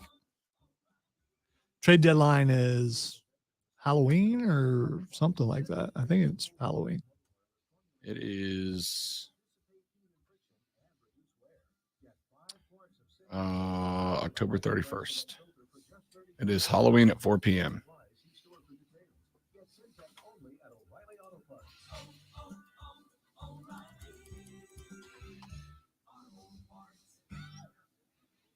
Sponsored by Blindster.com. Hi, I'm Kyle at Blindster.com. At Blindster, we offer over 50 different custom window treatments, including faux wood blinds and shutters, all at prices less than retail. Plus, we'll Faux wood. It's not really wood. It's faux wood.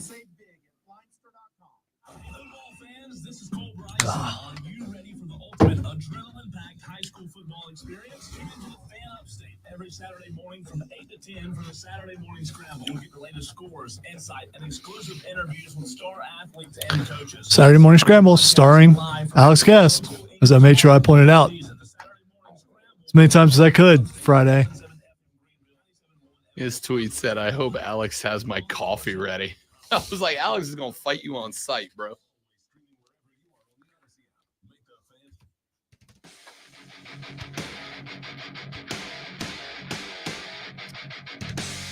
Clemson fans, USC fans, we're not done. We're coming back to you.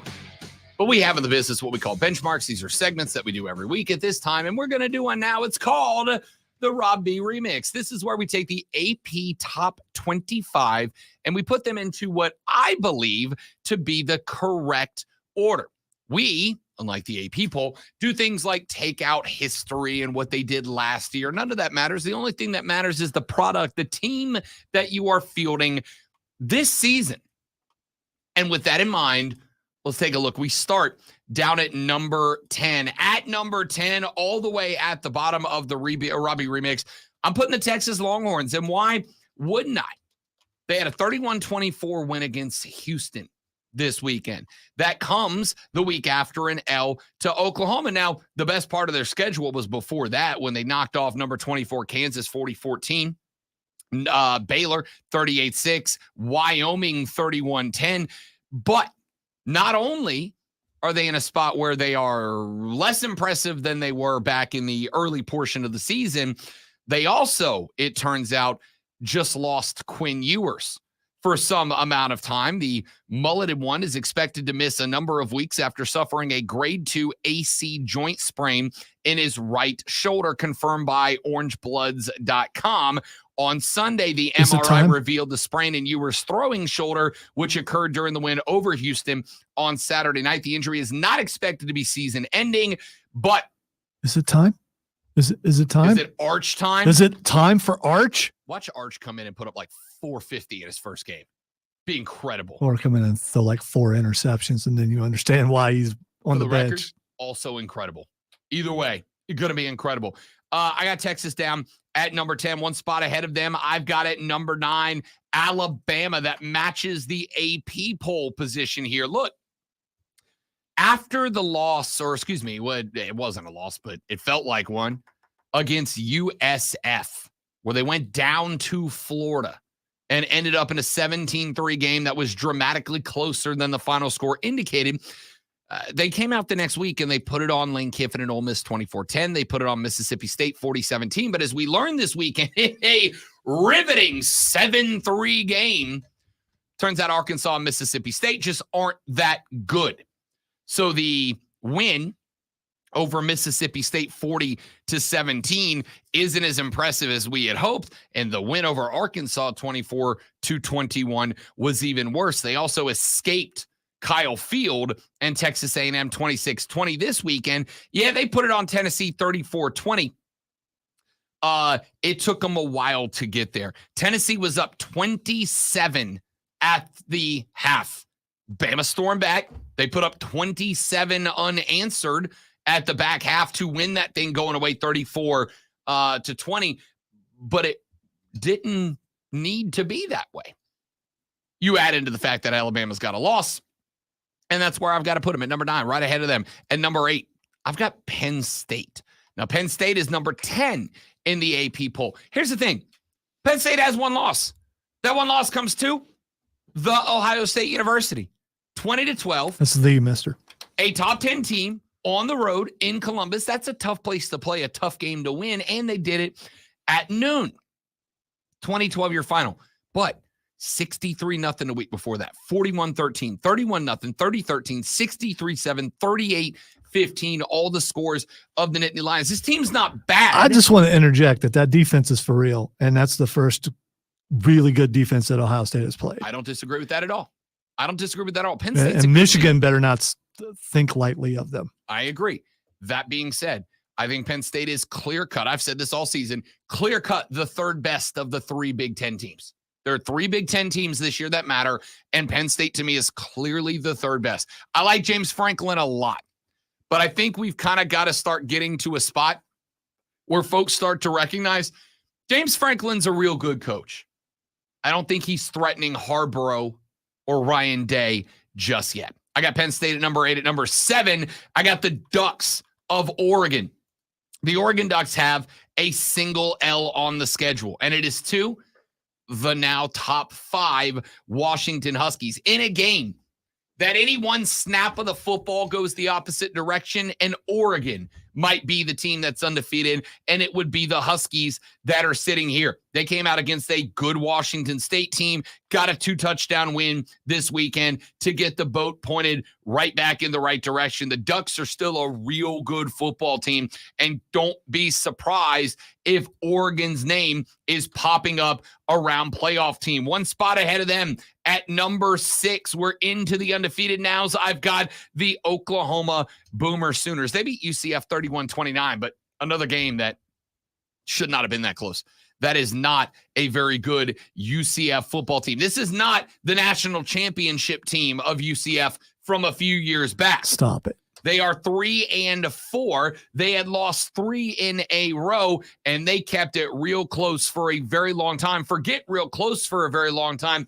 They had the lead going into the fourth quarter by 6, and it took Dylan Gabriel going for 253 and 3 touchdowns, including a couple late, in order for Oklahoma to get by the UCF Golden Knights. Look, it's a good team. I'm going to be real with you.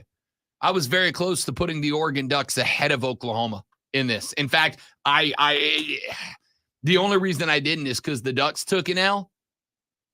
Real close to putting Oregon. If you put Oregon and Oklahoma on the field together right now, and I mean this, Oregon's favored by 4.5 points in this game. I think Oregon's a better football team right now than Oklahoma. At number 5, a team that I am growing to love, the Washington Huskies. Why not? 15-7 over Arizona State. Easily the worst performance of the season for the Huskies. And this game is why they are number 5. But here's the thing. It comes off the week after that Oregon game, that 36-33 gut check performance that Michael Penix Jr. and the boys found a way to get a dub over another top 10 team. My question, will they bounce back on the 28th against the Stanford Cardinal? They're on the road. They're out of the comfort zone. I very much expect the Washington Huskies to get right against the Cardinal. We got at 8 o'clock our clock in and lock in segment where I take a look at the early lines of my best bets. Spoiler alert, this one is on there. I got Washington at number 5. At number 4, fight me, bro. The Georgia Bulldogs are at number 4. They they've moved up for you. They have moved up a little bit. Some of that due to some teams taking L's. Some of that due to the fact that they had the bye week, so they couldn't have another I was going to say, performance. did they even play last week? I guess not. They did not. Their last game, a 37-20 win over Vandy, that took them the full 4 quarters. Okay, let me ask y'all. Is there any impressive performance outside of the Kentucky win? Is there anything about Georgia that's blown anybody away? Is there anything about, and by the way, Brock Bowers is out for a number of weeks with a high ankle sprain, had to get surgery on. He'll probably be back for like the very tail end of the season, which makes them dangerous once again. But has Georgia done anything that's blown anybody away? Is there anything about this team that you're looking at and going, oh yeah, that's a powerhouse team. That's a stacked squad. They're there. There's not for me. I got Georgia sitting at number 4 in the Robbie Remix. At number 3, one spot ahead of them, the Seminoles of Florida State are currently 7-0. They are holding on now to first place in the ACC all by their lonesome. Why? A 38-20 18-point win over the Duke Blue Devils. They were a 14.5-point favorite. Good teams win. Great teams cover, and the Noles did. Took them a long time to get there. Duke was not just hanging in there with Florida State. Duke was beating Florida State for a while. But the better you are, the more likely it is that you're going to find a way to fight back in that spot. And the Noles did that. And I think they get some credit for that. That win over Duke was maybe not the prettiest win you've ever seen, but it was a cover. Jordan Travis, 268, 2 tutties and a pick in that one.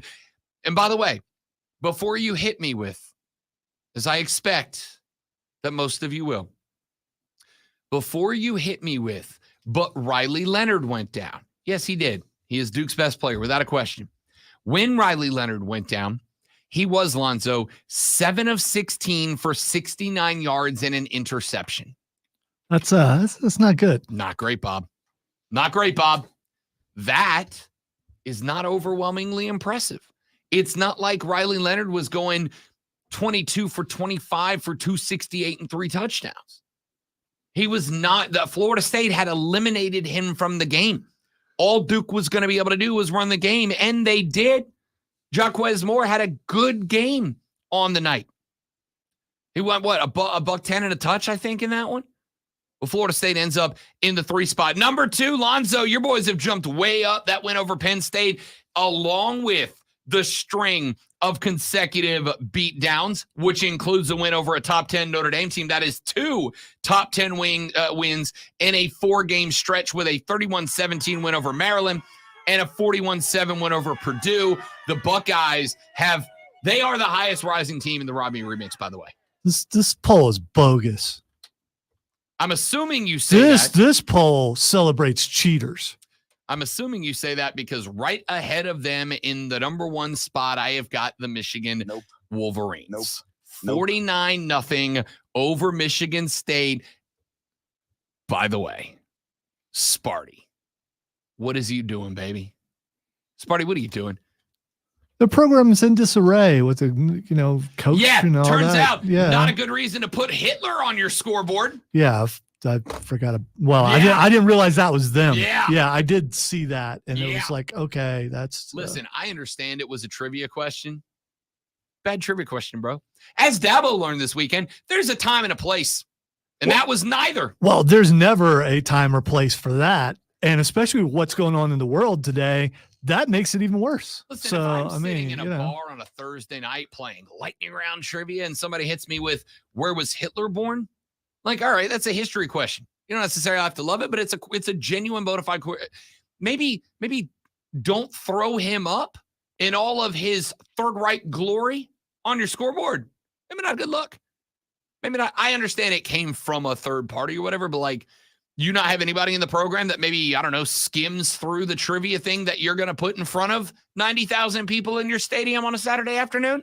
Just a thought, dude. Just a thought. All right. Bad look, Sparty. Also a bad look. You lost 49-0. You remain little brother, unfortunately. Michigan has now put up 49 points in 3 consecutive games at the minimum. 52 against Minnesota, 52 against Indiana, and 49 against Sparty. The Wolverines, ladies and gentlemen. Maybe it's because they're stealing signs, and don't you worry, we're coming to that later in the show. Maybe it's because they're stealing signs. Until that's proven, the Wolverines are very good. The Wolverines are very good. Harbaugh is a cheetah. Top 10 in the AP. 10, Penn State, 9, Bama, 8, Oregon, 7, Texas. Oklahoma is 6, Washington, 5. Playoff spots are 4, FSU, 3, Ohio State, 2, Michigan, 1, Georgia in the Robbie remix. Number 10, Texas. Number 9, Alabama. Number 8, Penn State. Oregon checks in at 7, Oklahoma at 6, Washington 5, UGA 4, FSU 3, Ohio State 2, and Michigan holds the number 1 spot in the Robbie Remix Top 10. Let's take a break when we come back here in just a minute from now. Ladies, gentlemen, boys, girls, tigers of all ages, it's time. It's time to question Dabo. And it's time for all of you who have gotten upset about it in the past to put the hater label to bed. Because you should have questions. That's ominous. You should have questions now. And we will ask those questions when we come back. That's Lonzo. I'm Rob, and this is the Rob Brown Show. Ladies and gentlemen, you're listening to the Fan Upstate.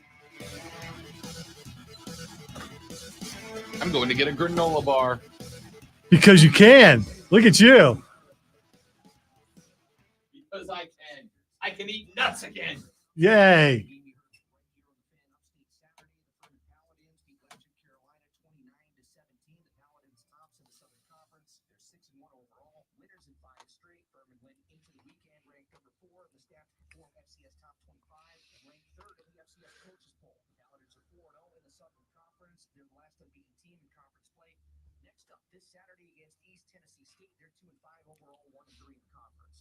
See, the thing is, Zach, you know, when the wagon gets loaded down with those bandwagon fans, you get rid of them. You know, the wagon can run smoothly. That's how.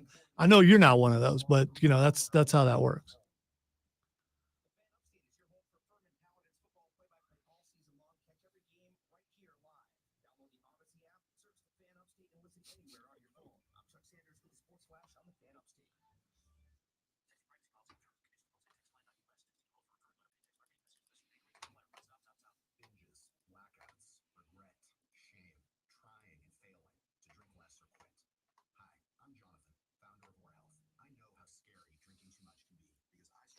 Could have swore that dude said ninjas. Anyway.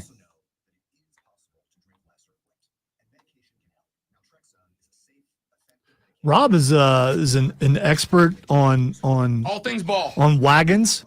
So if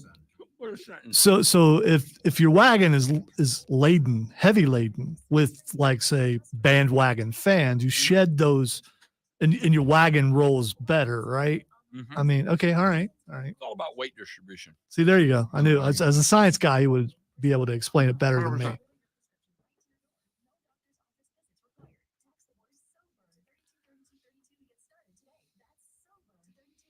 And they have wagons in Clemson because they're an ag school and they've got to haul the manure. You know, you put too much manure in there, and then anyway.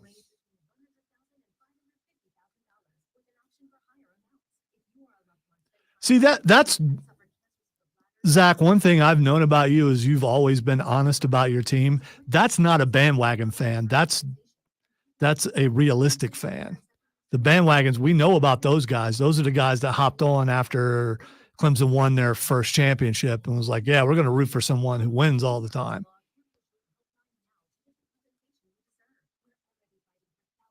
Now they're jumping off, but they have nowhere else to go in the state, except for the mighty Furman Paladins. They still rank number 3, or did they move up even further? Let's see.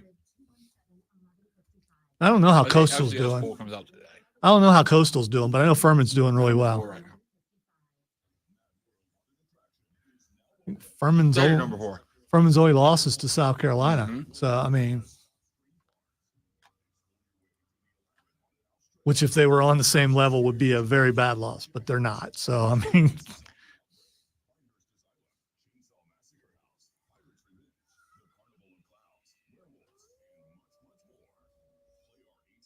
Who knows? Maybe another month or so, that banner behind me will be a championship banner for Furman. That would be kind of cool.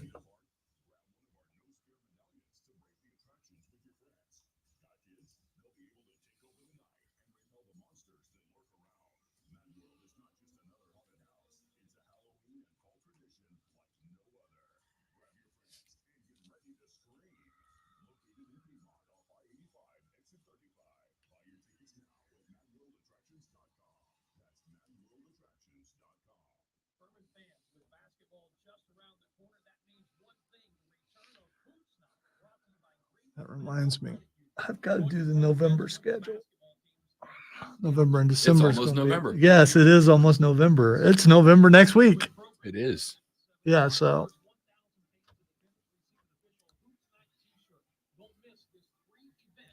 Lots of, I need this off. I need this off. I need this off. That's a puzzle I do not enjoy.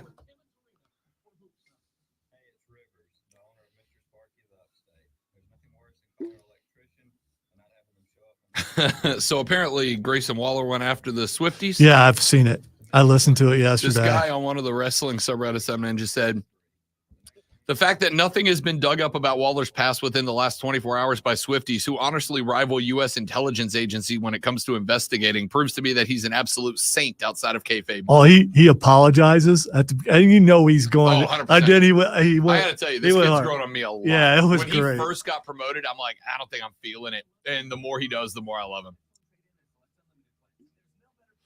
No, we have not. I didn't notice any bad officiating in the game for the Chiefs. So, you know. Yeah, it is. It really, league-wise, it's very bad. I'm going to tell you, I didn't watch a game yesterday. I took an NFL break for a Sunday. I took the lady friend. We went up to a not brand new to us winery up in just outside of Asheville called So 1%er. Point Lookout Winery. We went to a winery. So it was a meadery. They had mead. Oh, like the mead. kings of lore. I sat on a mountaintop and drank mead, and I spoke to the universe. All right. I guess I'm okay with that.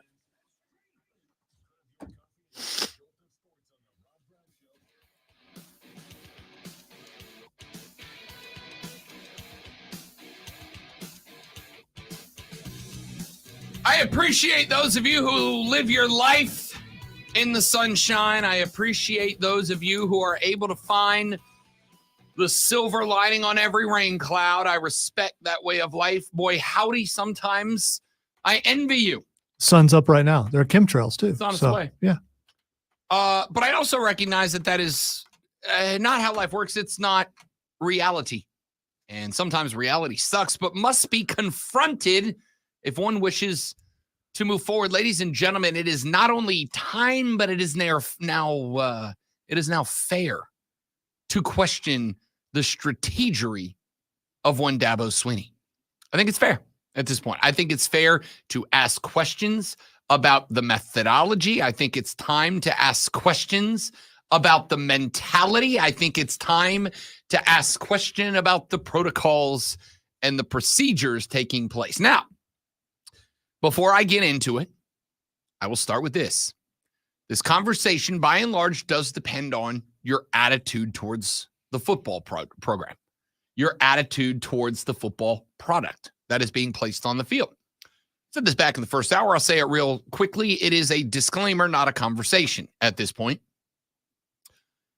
If your attitude is that football is a fun 3-hour weekly escape from reality, that is fine, but this conversation's not for you. Okay? I am a fan. I am a fan that, while not of necessarily any of the teams that we are talking about per se, fans invest into product. Fans invest into programs. It may be money. It may be time. It may be emotion. And I argue that those last two things might be more valuable than the first two. Because money comes and goes. Sometimes you'll have some, sometimes you won't. Time, you are born with a finite amount of it. You can't add more to it. When it's your time, it's your time. Okay? I wish I could queue up time in a bottle right now, but I wish I could turn back time. I wish I could find a way, yay. You have a limited time. There is some point in the future, there is an expiration date on you as a person. So how you choose to invest that time is a massive investment. And emotion. Some people are impacted by football games for a few minutes, some for a few hours, some for a few days. However, and some people get really violent. You got to stop all that. you really do.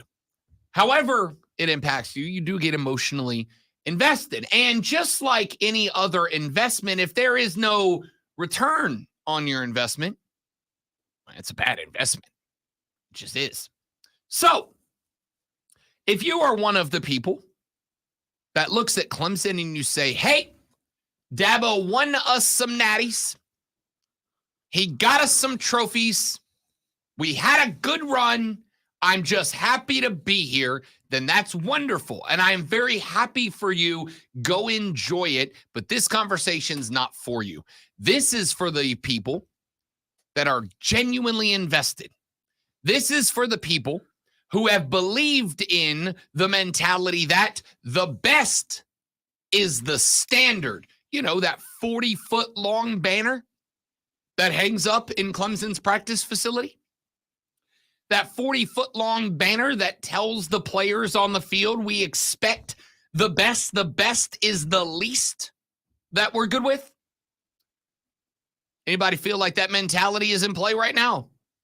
Anybody feel like that is an appropriate slogan for this Clemson Tiger football program? Because I don't. Again, I'm not a fan per se. I am a fan in that I want you to do well, because if you do well, Rob covers your team and makes money doing it, and I'm a big fan of that. So by proxy, I guess I'm a fan. We have issues here. We have communication issues. We know that. We ran you through the sound earlier. We might come back to it later in the show, but after the Florida State loss, Dabo said we caught an RPO. We expect him to hand it off. He didn't hand it off. We lost the game. After the loss against Miami, Dabo said that was a straight handoff. We don't know why Cade pulled it, kept it, went the other way, and lost yardage and also the game. But that's communication problems. In the first example, assuming that everyone is being upfront about what has happened here, which may or may not be the case, but assuming they are, in the first one, you told him that he had an O, and then you got mad at him for owing. In the second one, you told him to hand it off, and he went rogue and didn't do that. If both of those things are the case, you got a massive problem. And if both of those are up front, let's be honest here, if both of those are true, you got two massive problems. In one hand, you got a coaching staff over here that's calling plays that they don't understand the potential results for. And on the other hand, you got a quarterback who went to hell with your play. I'm doing it myself, and then didn't do it himself.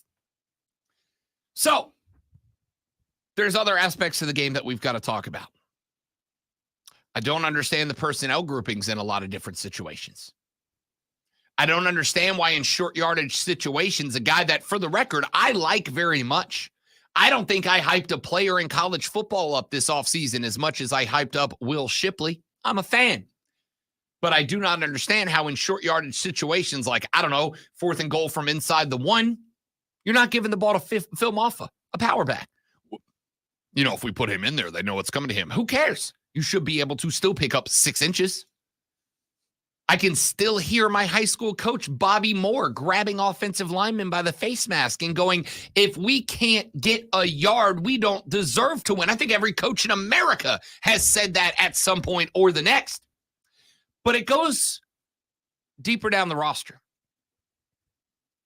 It goes down to the coaching staff. Now, I'm going to tell you straight up, I don't have an issue with either coordinator. I think Wes Goodwin's doing actually a pretty good job at defensive coordinator, as Lonzo has been apt to say and correctly said multiple times this season. Clemson's probably got a couple more L's if it ain't for the defense. I specifically point back to that Wake Forest game. Wes Goodwin's doing a good job. I think Garrett Riley is doing a relatively good job. But I think there is one problem here. I love Garrett Riley. I hope he's calling all the plays, and I hope he continues to do so the rest of the year, just the way he's doing it right now. There is a problem here. I think there are two things happening right now. I think first and foremost, you can say he's not. I think Dabo Swinney is taking controls of the offense away from Garrett Riley at certain points in certain situations. I can't prove it. It's just speculation. But there are spots where it feels like the flow of the offense suddenly changes. And I think that's those spots. Number two. By the way, really quick, maybe the flow of the offense changes in those cases because Cade goes rogue more than what we know. That's a valid point. And maybe it has nothing to do with the Clemson way and Dabo and all that. Maybe it's just Cade. That's a very valid call. How many more times has a play been called and Cade's like, nah, YOLO, I got this. Yeet, and just done his own thing? Probably a couple if that is truly what's happening. Again, we'll play this out because there's something else I want to talk about from that Cade audio that kind of bumped me the wrong way, and I'll talk about that coming up in a minute. But I'm going to tell you what I have a problem with here. Garrett Riley was brought in to be the OC. Clemson fans, quick question. What coaches came with Garrett Riley?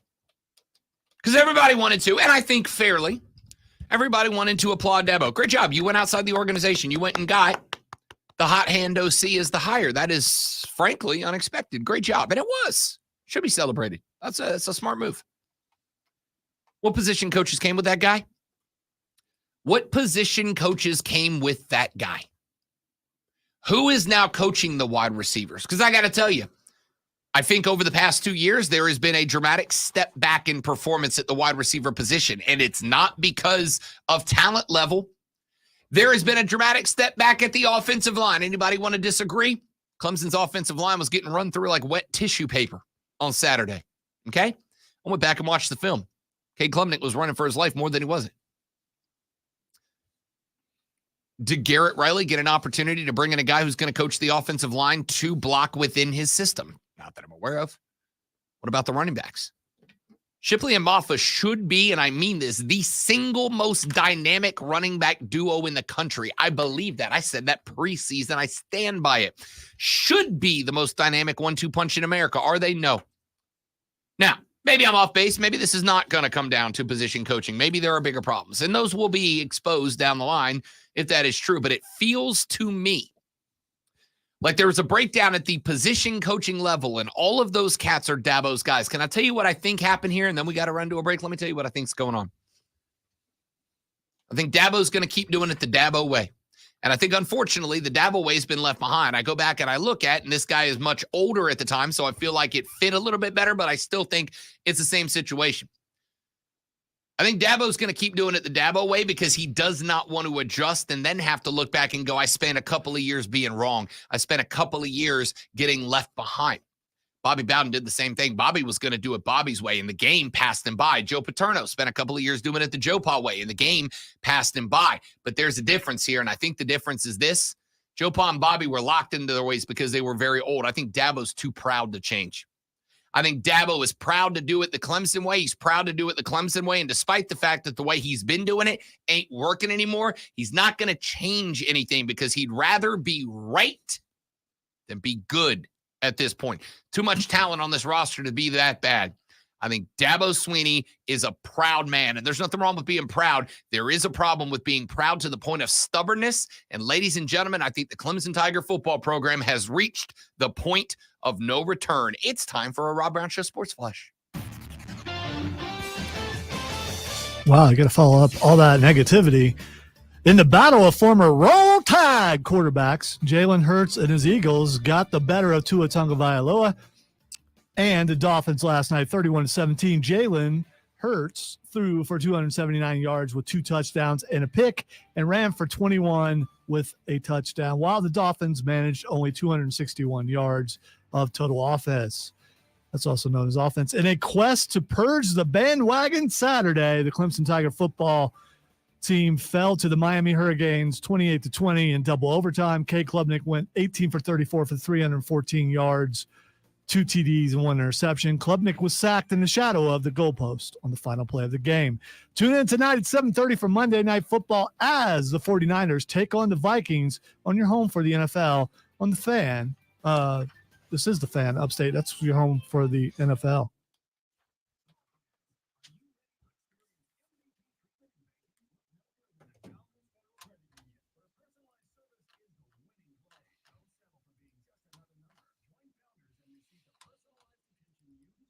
La, la, la, la. All right. Come on. Come on. Don't make me get out and push. Let's go. I'm waiting. There it is. Okay.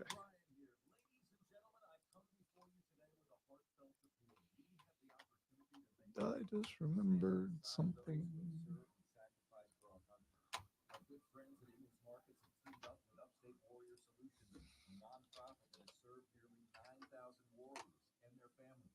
Now you have a chance to be part of the solution. Right now, when you shop at Elite Mulch, you can purchase an icon at checkout for just $5 and 100% of the proceeds. You can put that phone number on the yeah, on the sheet, and then yeah, if you want.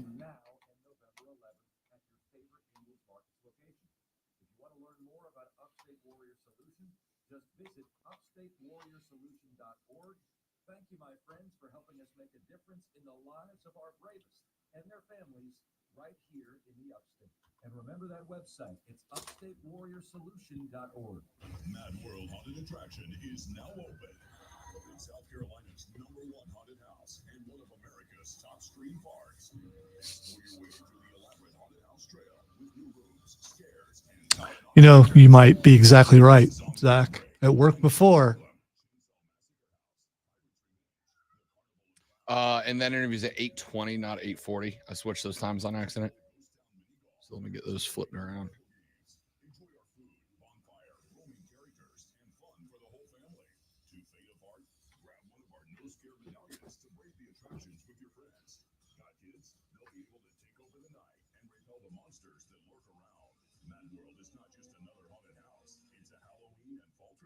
Okay.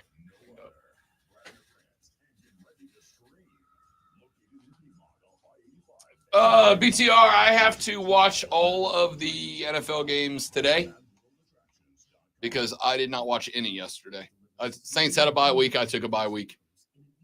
Fiance and I needed a day, so we took a day. We took the dog up. We went to the Skytop Orchard. Yeah, Orchard. Orchard? Which was fun for about 7 minutes. And then it was just pure unbridled chaos. I'm about to say something that's going to make Lonzo laugh and then tell jokes. There were 1 billion kids and 3 parents paying attention, and it was insane. It was not fun. Sounds like heaven. Unrelenting screaming and banging the whole time we were there. I hated it. It drove me crazy. See, if you were able to focus on the person in front of you and make it about, well, no. Ready, go. You could not. I can absolutely have a conversation because I can do more than one thing at once. Rob cannot, because I can talk longer than he can yell without a doubt. See, Is that fun for proof. everybody? Yeah, Is yeah. that fun for everybody? You know, it didn't bother me any at all.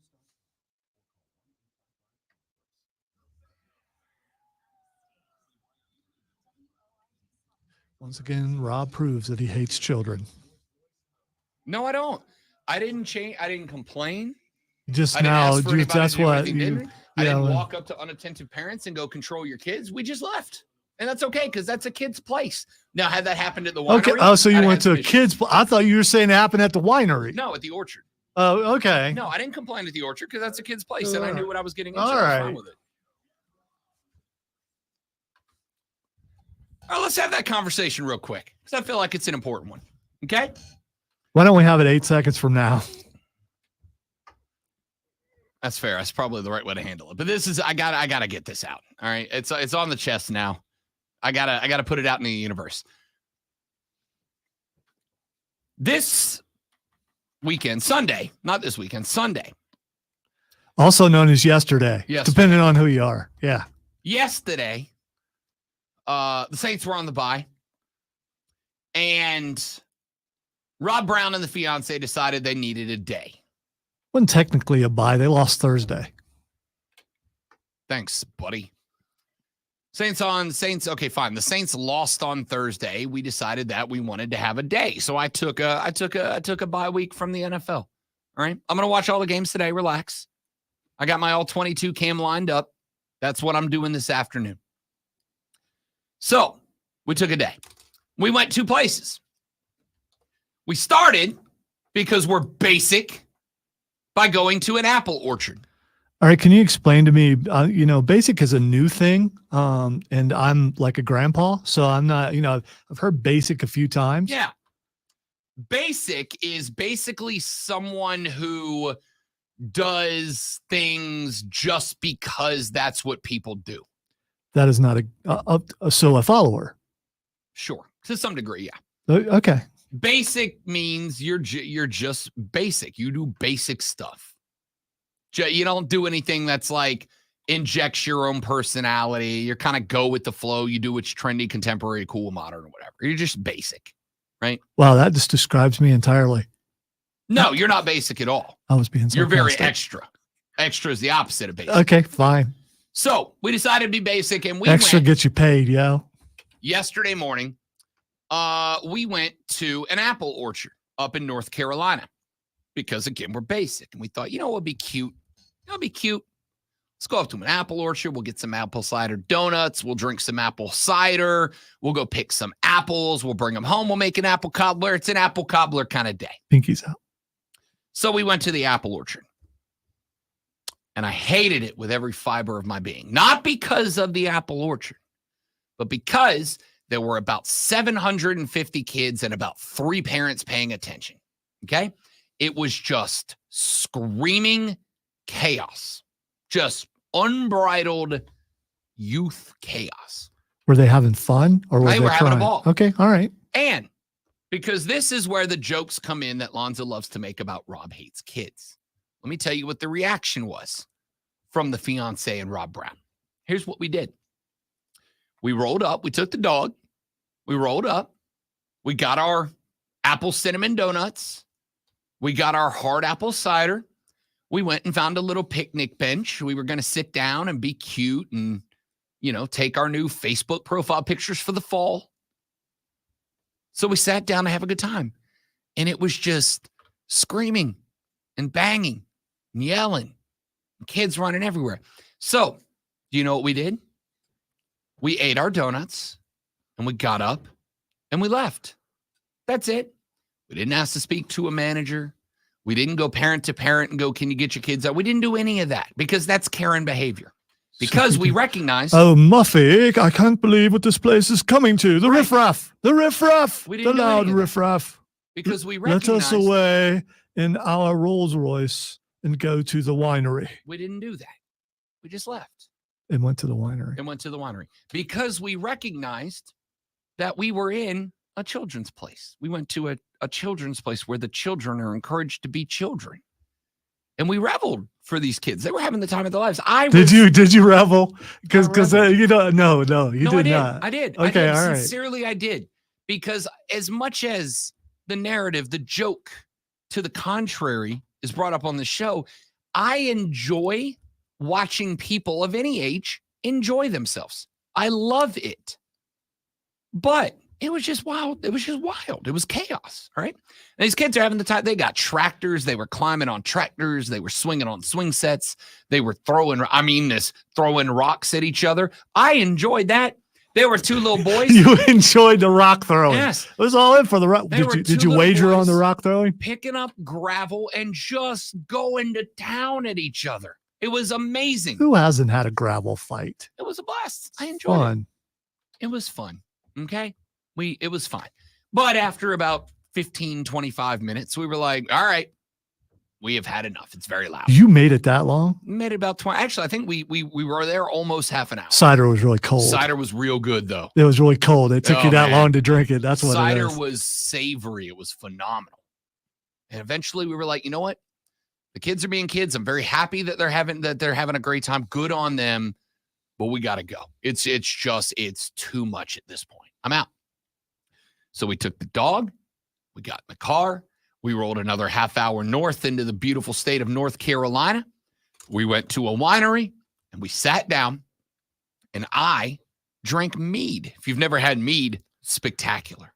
It's like the opposite. I mean, this is more like a continuation. You enjoyed the children, and then you had mead. Yeah. I mean, because mead is it's a raucous drink, isn't it? No. It's where you go to hang out with your Viking buddies and tell tall tales. That's when you're drinking mead. The fiance, the dog. Did you drink it out of a stein? No, I drank it out of a wine glass. Oh, it's not really mead then, is it? I don't drink, but it doesn't sound like it's mead.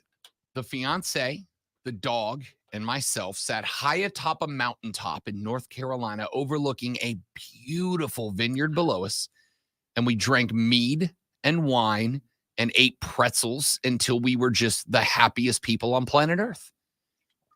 Was it calm and serene?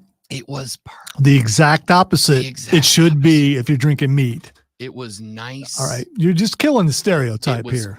All mead is wine with a honey infused. Mead, to me, even though I don't drink, say. when I hear mead, I hear noise, I hear laughter, I hear tall tales, I see large fires. Well, if I was an actual Viking, then I would do those things.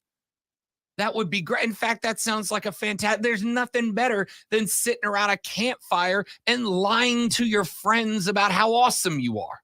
It's a great experience. But we went to a winery. The kids had a great time. They were loud, obnoxious. We enjoyed it for like 20 minutes, and then we were like, that's enough of that. We went to a winery. We sat on a hilltop, and we relaxed and enjoyed. The point that I'm making here is enjoy what you enjoy. Do what you do. But even if you drink mead wrong. But wow, you dropped the level for me there, because I mean, mead is they'll never show your face in the Dungeons and Dragons thing ever again. It's a different world, and I can bring different things from different worlds. Here's what I'm saying. I went to the place where y'all as parents go to turn your kid loose, to go bananas, to get it all out. And I recognized that I was in a kid's place where kids are expected to have fun. You know what they had there? I was actually jealous I didn't get to do. They have a cannon that you shoot apples out of across a lake into targets. What kind of apples were they? Friggin' apples. I don't know. No, red ones. Some apples are harder than other ones, and you're going to get more distance in the cannon. I didn't get to shoot the cannon. I was asking a scientific question. Very envious. A Granny Smith may not go as far as I don't know. I did not yet get to test the trajectory. I'm a former produce manager, man, so it's important to me. Here's the point that I'm making, ladies and gentlemen. Here's the point that Do they have pumpkin trebuchets? No, that'd be dope. Have you seen those? Those are really cool. That sounds dope. I did not go to the kids' place and start asking your kids to quiet down so that I could have a good time at the apple orchard.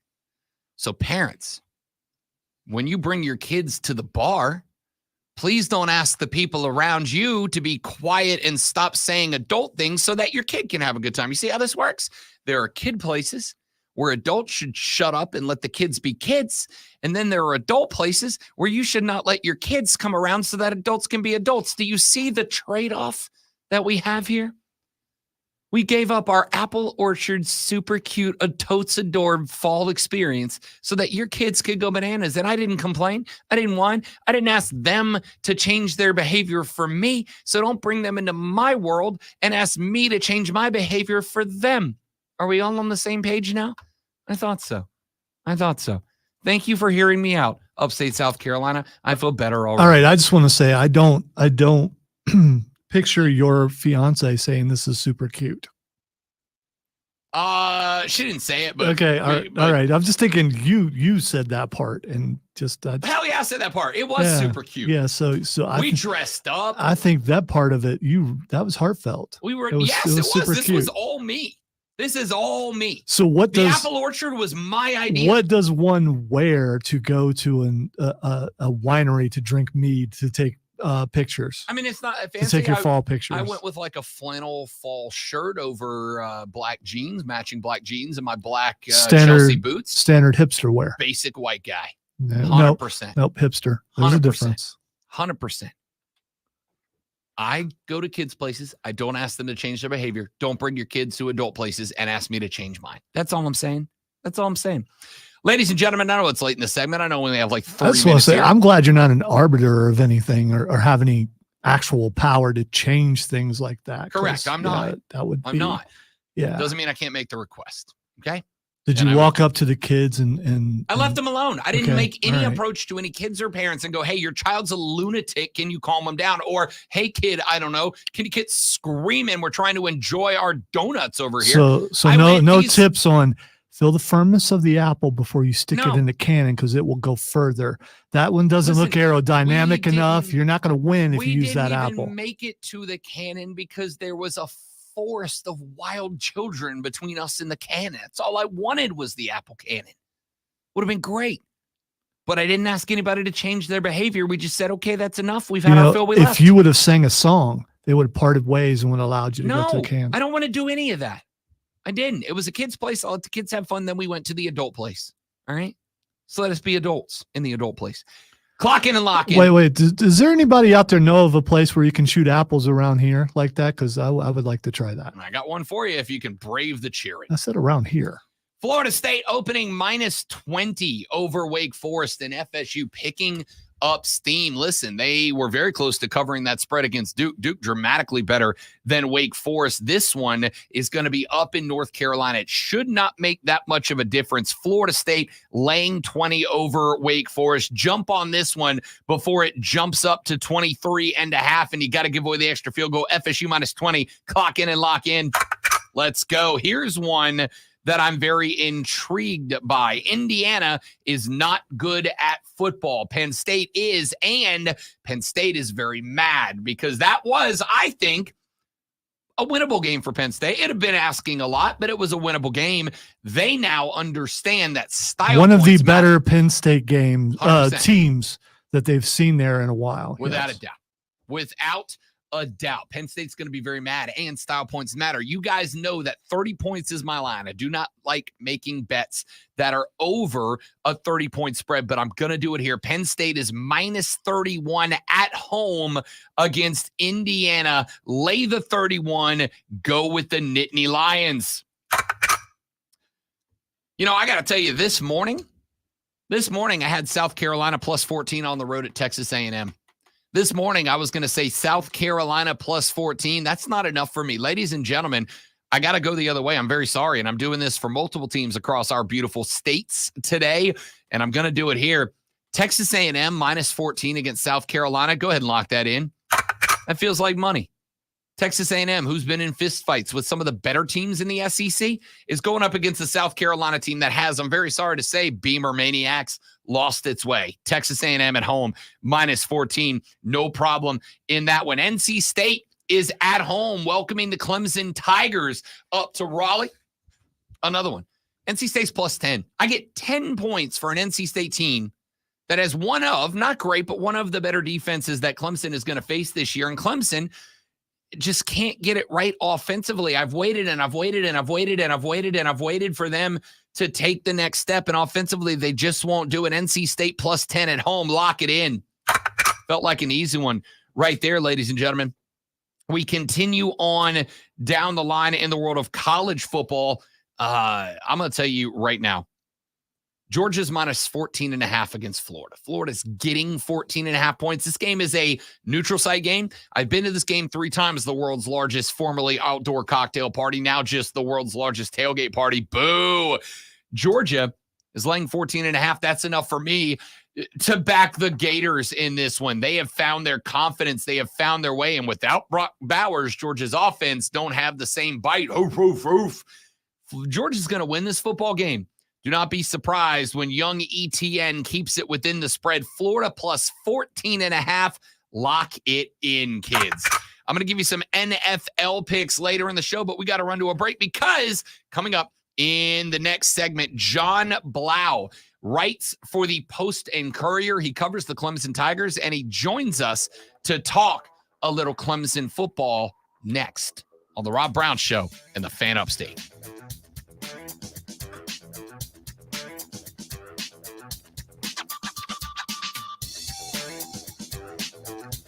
So you never put that number on. I did. It's at the 820 thing. Oh, no. Sure didn't. Where'd it go? Well, it's not on there. I didn't delete it.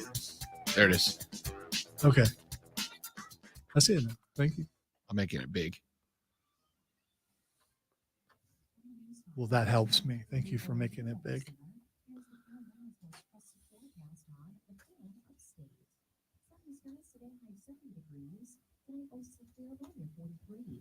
Tuesday, sunshine high 71, and by Wednesday, plenty of blue skies and sun high around 75. I'm meteorologist Jennifer Wojcicki on the Fan Upstate. Currently, it's 44. Panthers are still making news even during their bye week as they make a change with Thomas Brown taking over the play calling duties for the offense. I'm Jim Zoki with a Panthers update after this. Texter said, Lonzo, I know we're a place where we can shoot Crown Apple. Would you like to join us? That's a good text. I wish I'd have seen that when we were on the air. Is that alcoholic? Yes, Crown Apple. It's Crown Royal, apple flavored. Oh, okay. And it over ice with a sprinkle of cinnamon will change your life if you drink. All right, guys, we're going to step away for 45 seconds while we get John up, and then we will be right back. Don't go anywhere.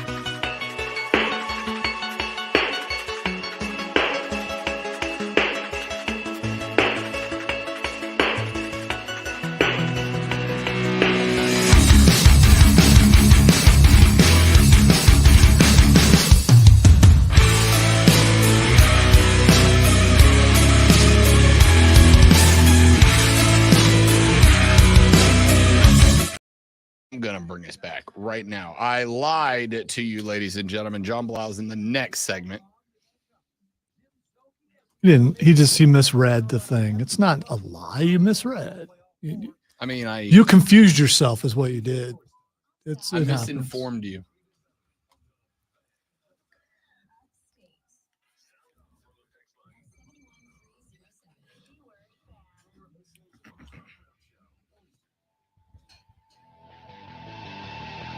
Texas said, thanks for sharing your story, Rob. Your shoulder is going to be sore tomorrow from patting yourself on the back. Well, I got to get my reps in somehow, Texter.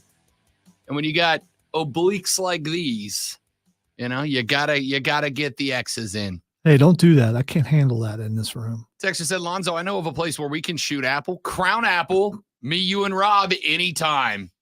Rob can have my share. Dibs, done. Absolutely. Texter said, that's when you take an apple and say, hey, kid, I'll give you $5 if you can find this apple, and bleeping chuck the thing into the woods. That's really funny, but I would have been out $2 million if I did that for every kid there. And why would you do that when you though. could put it in the cannon and actually shoot it into the... I'm not mad at you for being obsessed with the apple cannon. So was I. Dude, that sounds like fun. Texas said, I have the urge to pillage and destroy riverfront civilizations when I drink mead. See, that's what I expect. I'm not mad at you. Not look at the countryside. Oh, let me pet my dog. You got I got a good dog. What do you want? UNC Chris says, God help kids everywhere when Rob gets that last Infinity Stone. I just told you, for about 15 minutes, I enjoyed watching the kids have a good time. And then about 15 minutes in, like anything else, every good thing in moderation, I hit my limit. All right. Yeah. See, it's not, I maybe in your head it's working, but it's not. We all see the absolute disdain that you have for anyone under the age of, I'm going to guess 20. It wasn't disdain. We had a lovely time for about 20 minutes. When you got to the winery and decided to drink mead. And then it was great. Yeah. Okay. Texas said, tell me where and I'll beat some little kids. No, you're not going to beat up little kids. I didn't beat up the little kids. Just let the little kids be little kids. Just let there be little kids in the little kids. Yeah. So you missed the entire point. Rob went to a little kid's place. Yes. And understood and accepted that before moving on. Texas said, you went and didn't pick apples? No. We couldn't get through the kids to the orchard. So it was only an apple orchard. They didn't have pumpkins? Correct. Okay. I mean, I don't know. I didn't get to the orchard. They might have. I have no idea. Texas said, I like how the Sports Flash conveniently left out the South Carolina score. But the first Sports Flash, I read them both. Yeah. The next one, I will read the South Carolina. Yeah. I only have Listen, everybody's getting smoked today. Yeah. Nobody is smoke free today. And you can tell the stories that Rob wrote and the ones that I wrote. Yeah. So, ladies and gentlemen, this is like a Shoney's in the 90s. Everybody's getting that smoke, whether you want it or not. You know what? I just for that person, I'll just read the South Carolina score twice. I'm not going to do that, but Texas said, Notre Dame is going to kick our doors in, aren't they? Bleep. Just an F-bomb at the end. I'm guessing I was a Clemson fan. 100%. Okay. All right. 100%. And Texter, yes, they are. Yes, they are. Right now, set that line. Notre Dame minus 13.5. Let's make it a 2-touchdown game. I think that's fair. Texter said 28 points against Miami is not good defense. Good one has to do better. Well, let's not keep in mind that's also a double OT score, right? That is a field goal, touchdown, and 2-point conversion added on top of their regular time score. You were talking about 11 extra points added on in overtime periods. If the offense does its job, which it did not, has not, and continues to not, if the offense does its job and you win in regulation, you have not given up that much. You haven't. I'm bad at math, but I believe that's 17 points. That's pretty good on the road against Miami, a very good running team. Yeah, it doesn't look as good when they're going with their true freshman backup quarterback who didn't know he was starting until about an hour and a half before kickoff. No, it's not ideal, but it's not awful on the road. Yeah, other than all that, it was a good showing. Defensively, it was fine. I think, listen, If there's one thing you can hang your hat on if you're Clemson, it's that your defense is still keeping you alive. It is a sad day when the one thing that we all know Kate is really good at, he decided not to do. Oh, man. I was not ready for that. Texas said the Dolphins went MIA last night. Fly, Eagles, fly. That's from Brandon. Yeah, man, I got to tell you, that is one of 3 bets I lost money on. I really thought it was a Dolphins cover. I was shocked. I honestly thought the Dolphins should have been favored in that game. But like Philadelphia, just for whatever reason, Philadelphia right now is the definition of rise to the caliber of the opponent, right? Philly plays like Kansas City does for the most part. They look like they're coasting and then they win. Miami, when I went to bed, Miami looked pretty good. I don't know what happened in the second half. Jalen Hurts, man. Jalen Hurts turned. They were breaking down how crisp Tua's passes were, and Collinsworth was making a comparison to Joe Montana, and it was, I mean, all that stuff was going on, and then I woke up this morning and Philly won. That's pretty much how it felt too. Let's see here. We've got Texture says, do you think the Panthers could get a win next week because some previously 1-win teams won their games? Do I think they can? Yes, I think they can. I will tell you the big question. We're going to talk about this a lot later on in the week. The Carolina Panthers are at home against the Houston Texans. The Texans are a 500 club. They got their last win over New Orleans. Both these teams coming off the bye. The Texans are pretty good. They're not great, but they're pretty good. They would be considered great compared to what their expectations were before the season started. They were expected to be vying for the number 1 draft pick. And it squarely falls on one person for the most part. That would be someone who the Panthers could have had and decided to pass on. That would be CJ Stroud. You can do whatever you want. You can hum and you can do, but I am absolutely right. And anything you say about this is incorrect. D'Amico Ryans. No talkbacks. No talkbacks. D'Amico Ryans would like a word. Because that guy right now, D'Amico Ryans right now at 500. He would tell me that I'm absolutely right. It's all because of CJ Stroud. He will say that. Candidate right now. Now, that being said. Because his team decided to pick the right player. Yes. Again, your Ohio State fandom is showing. So? Okay. Long as we're on the same page that you are talking like a fan and I am talking like an analyst. Well, let's okay. Yeah, talent and I'm a with and an and. You what would I acknowledge know? this is fan speak. You said this. This is partial. I would say the 20% of it. CJ Stroud's really good, dude. He's going to get Rookie of the Year. He absolutely is going to get John that. Robinson would like a word. But you can. They can come and stand in line for their words, and they'll all be wrong. All right, we'll come back to that later because this is we're not going to end this until the season's over. Yeah, we won't come back to it. So no, we won't. Not today. We will at the end of the year. So later it could be like months from now. Thomas Brown is taking over as the play caller for the Carolina Panthers. There are a couple of things that I'm intrigued by. Number one, this is the first time Thomas Brown has called plays, but Thomas Brown was under Sean McVay out in LA. We know how Sean McVay's offense works. It is up tempo. It is very quick. It is a lot of pre-snap movement, and it is getting to the ball and getting set and making adaptations and audibles on the fly. That is something that the Carolina Panthers have not done under Frank Reich. My question mark is going to be utilizing the same playbook, because it's not like Thomas Brown is throwing out Frank Reich's playbook and going with an all-new playbook. He's going with the same playbook. Utilizing the same playbook, can Thomas Brown throw in some wrinkles that we haven't seen before that will help Bryce Young continue to further himself, who I think at this point is playing better football week by week? So, all right, quick question. So if Thomas Brown comes out and he looks amazing with the plays that he calls and all this kind of stuff, is that good for Frank Reich or is that bad? Because he made a coaching decision that this guy's going to do better. So does that look better on him, or does it look bad on him, the fact that he couldn't get it done? He had to hand it off to somebody else. No, I don't have an issue with it. I would feel differently if Thomas Brown was like a 6, 7, 8 year vet and had been calling plays in the NFL for a number of years and doing a good job, and Frank Reich overstepped that, right?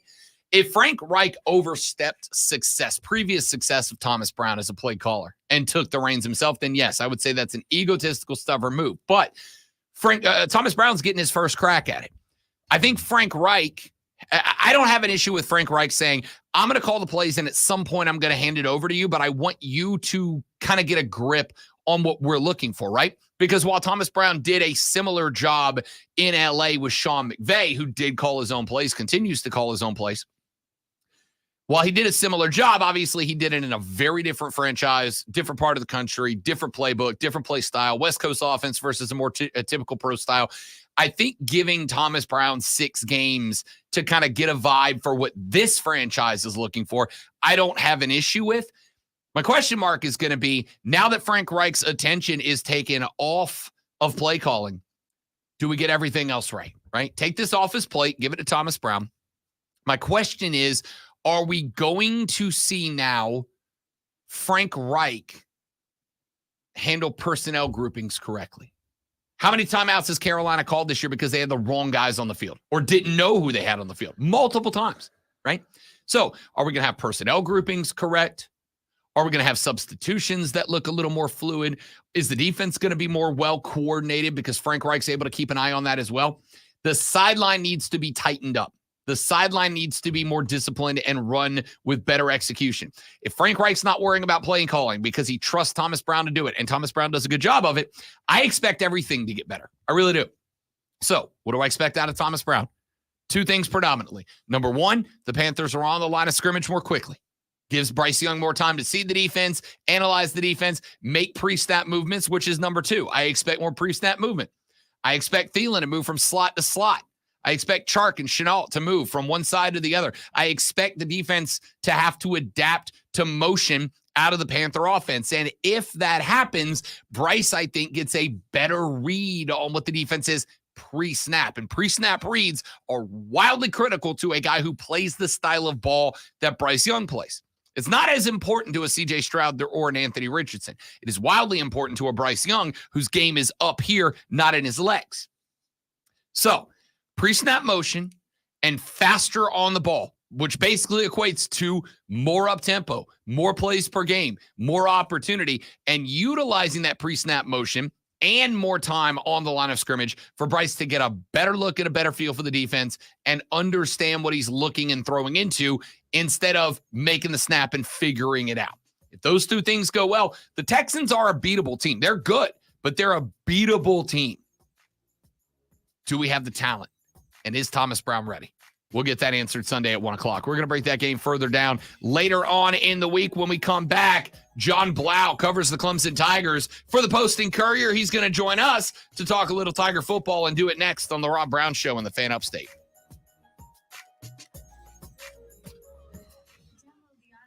Well, they can't both win the Super Bowl, Zach. Who said Super Bowl? I mean, I thought that's what disrespect does. It wins you Super Bowl. Oh, yeah. That's you went somewhere else. Okay, all right. My bad. All right, guys, we're going to get John pulled up. This time for realsies. We'll be right back.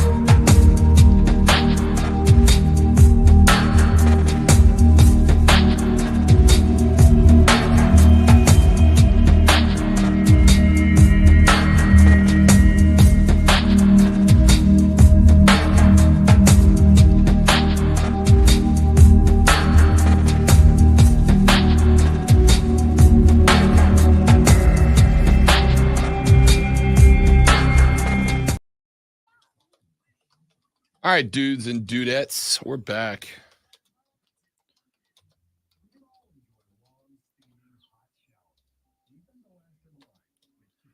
Wait, Rob, are you about to have a Clemson beat reporter on again? We sure are. Come on.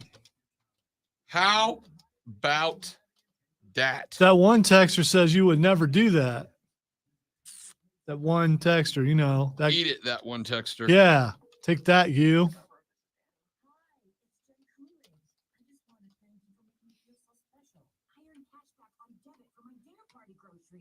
That's great, but with Discover Cashback Debit, we give everyone cashback on everyday purchases. Anything else I can help you with? Are you hungry? Because everyone left after the asparagus sorbet. Introducing Discover Cashback Debit, a checking account with cashback. It pays to Discover. Eligibility. You ever lost a favorite hat? Cashback Debit. Discover Bank. I've lost a favorite hat, and it's traumatic. As a younger children, I used to wear the cabbie hats. It was my, with some people, it was their signature. That was my signature hat for a while. I left them all in Kentucky. Never went back to those kind of hats because those were really comfortable. That's back when my head was like normal size. So.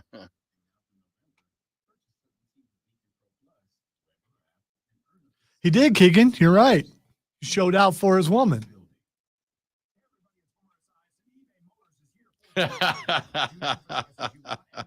Same thing Rob did when he was drinking mead. It was delicious too. They had a orange peel mead. Phenomenal. They had a peach mead that I that sounds drink like I'm sponsored. That by. sounds less than manly. I don't think you can make mead out of peaches. Lonzo, mead is made from honey. Yeah, It's but honey. It's honey just is manly, more manly than peaches. Because it's made by bees, and bees can kill you. That makes it manly. Rob.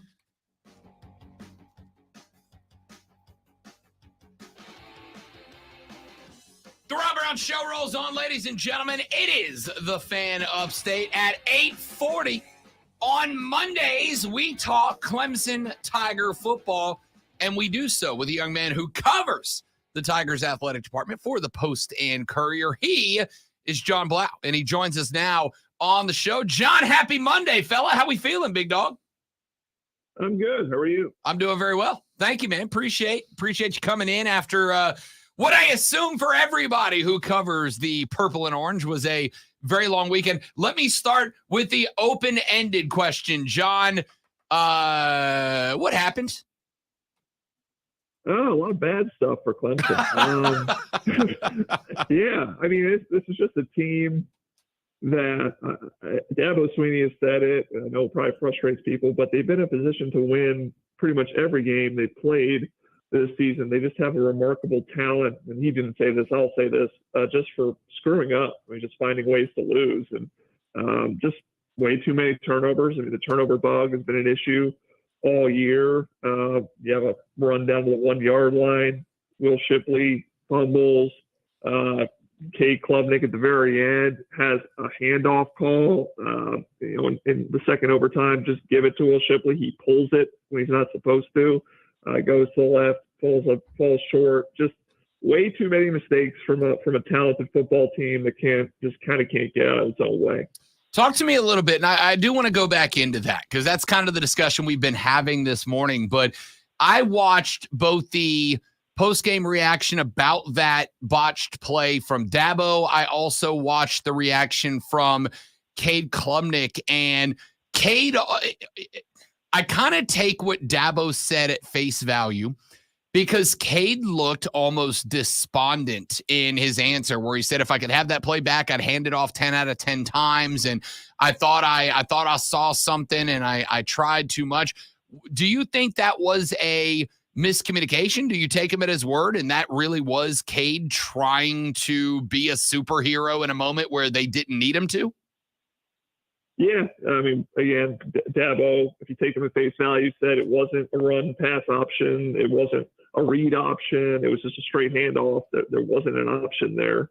I think even yesterday we were asking him about whether he has the green light in certain situations like that. He says there was no green light. It was just a handoff. Like you said, I mean, he was despondent. I think that was a good word to describe it. He was very down. I think Cade knew he had messed up. in that situation, obviously. And like you said, he saw something similar to what happened in the Wake Forest game where there was an end crashing down. He thought that he was going to be able to pull it, get around the end. But there was another linebacker he didn't see that was right there. I mean, he wasn't going to be able to get around. And I think he probably knew about a second into that play that he had made the wrong decision and an instinctive decision. Just thought he saw something and thought it was going to work. And yeah, I mean, it's just a situation with a young quarterback who's trying to do too much and ends up losing a game. So yeah, he felt terrible about it. You could tell. Cade had few words after the game for what happened there. Yeah, and that was kind of the impression that I got was it just felt like a young guy, and that was a learning moment, a teachable moment, right? Like he felt like it was a spot, but I put that in the light of what happened at the end of the Florida State game where Dabo came out after that play and said, hey, look, we called an RPO, but we did expect him to hand it off there. So I'm looking at this and I'm going, in the last two L's, both L's that effectively got taken on the very last play of the game, both L's where there was a miscommunication between coach and quarterback. Is that a sign of just a communication issue between coach and quarterback? Do you think, and I know this is more speculation than a hard answer, but kind of what's your take in the fact that both of the two recent L's for Clemson both kind of ended with similar circumstances? Yeah, inexperienced quarterback, but also the coaching isn't quite there to kind of hammer home what he needs to do in some of these situations. So I know obviously there's the argument in terms of what do you do after a situation like this? Should he be benched? Should there be some kind of, punishment for not playing within the system? Obviously the first one against Florida State is that was the coaching. Dabo put that on. We have to ourselves lock that in terms of not giving him the ability to throw the ball like he did at Florida State. He had to lock it and make it a handoff. This one was literally they had locked it and he still made the play. So that's got to be frustrating for the coaches. But at the same time, I guess if I'm just being blunt, I mean, Garrett Riley's paid $1.75 million a year, coach quarterbacks and offense. Like you would hope that he'd be able to kind of instill this stuff in Cade to do the right stuff. But these are human beings, and it's a 20-year-old human being, Cade Klubnik, who's just made a mistake in a moment. And he, Dabo Swinney said it.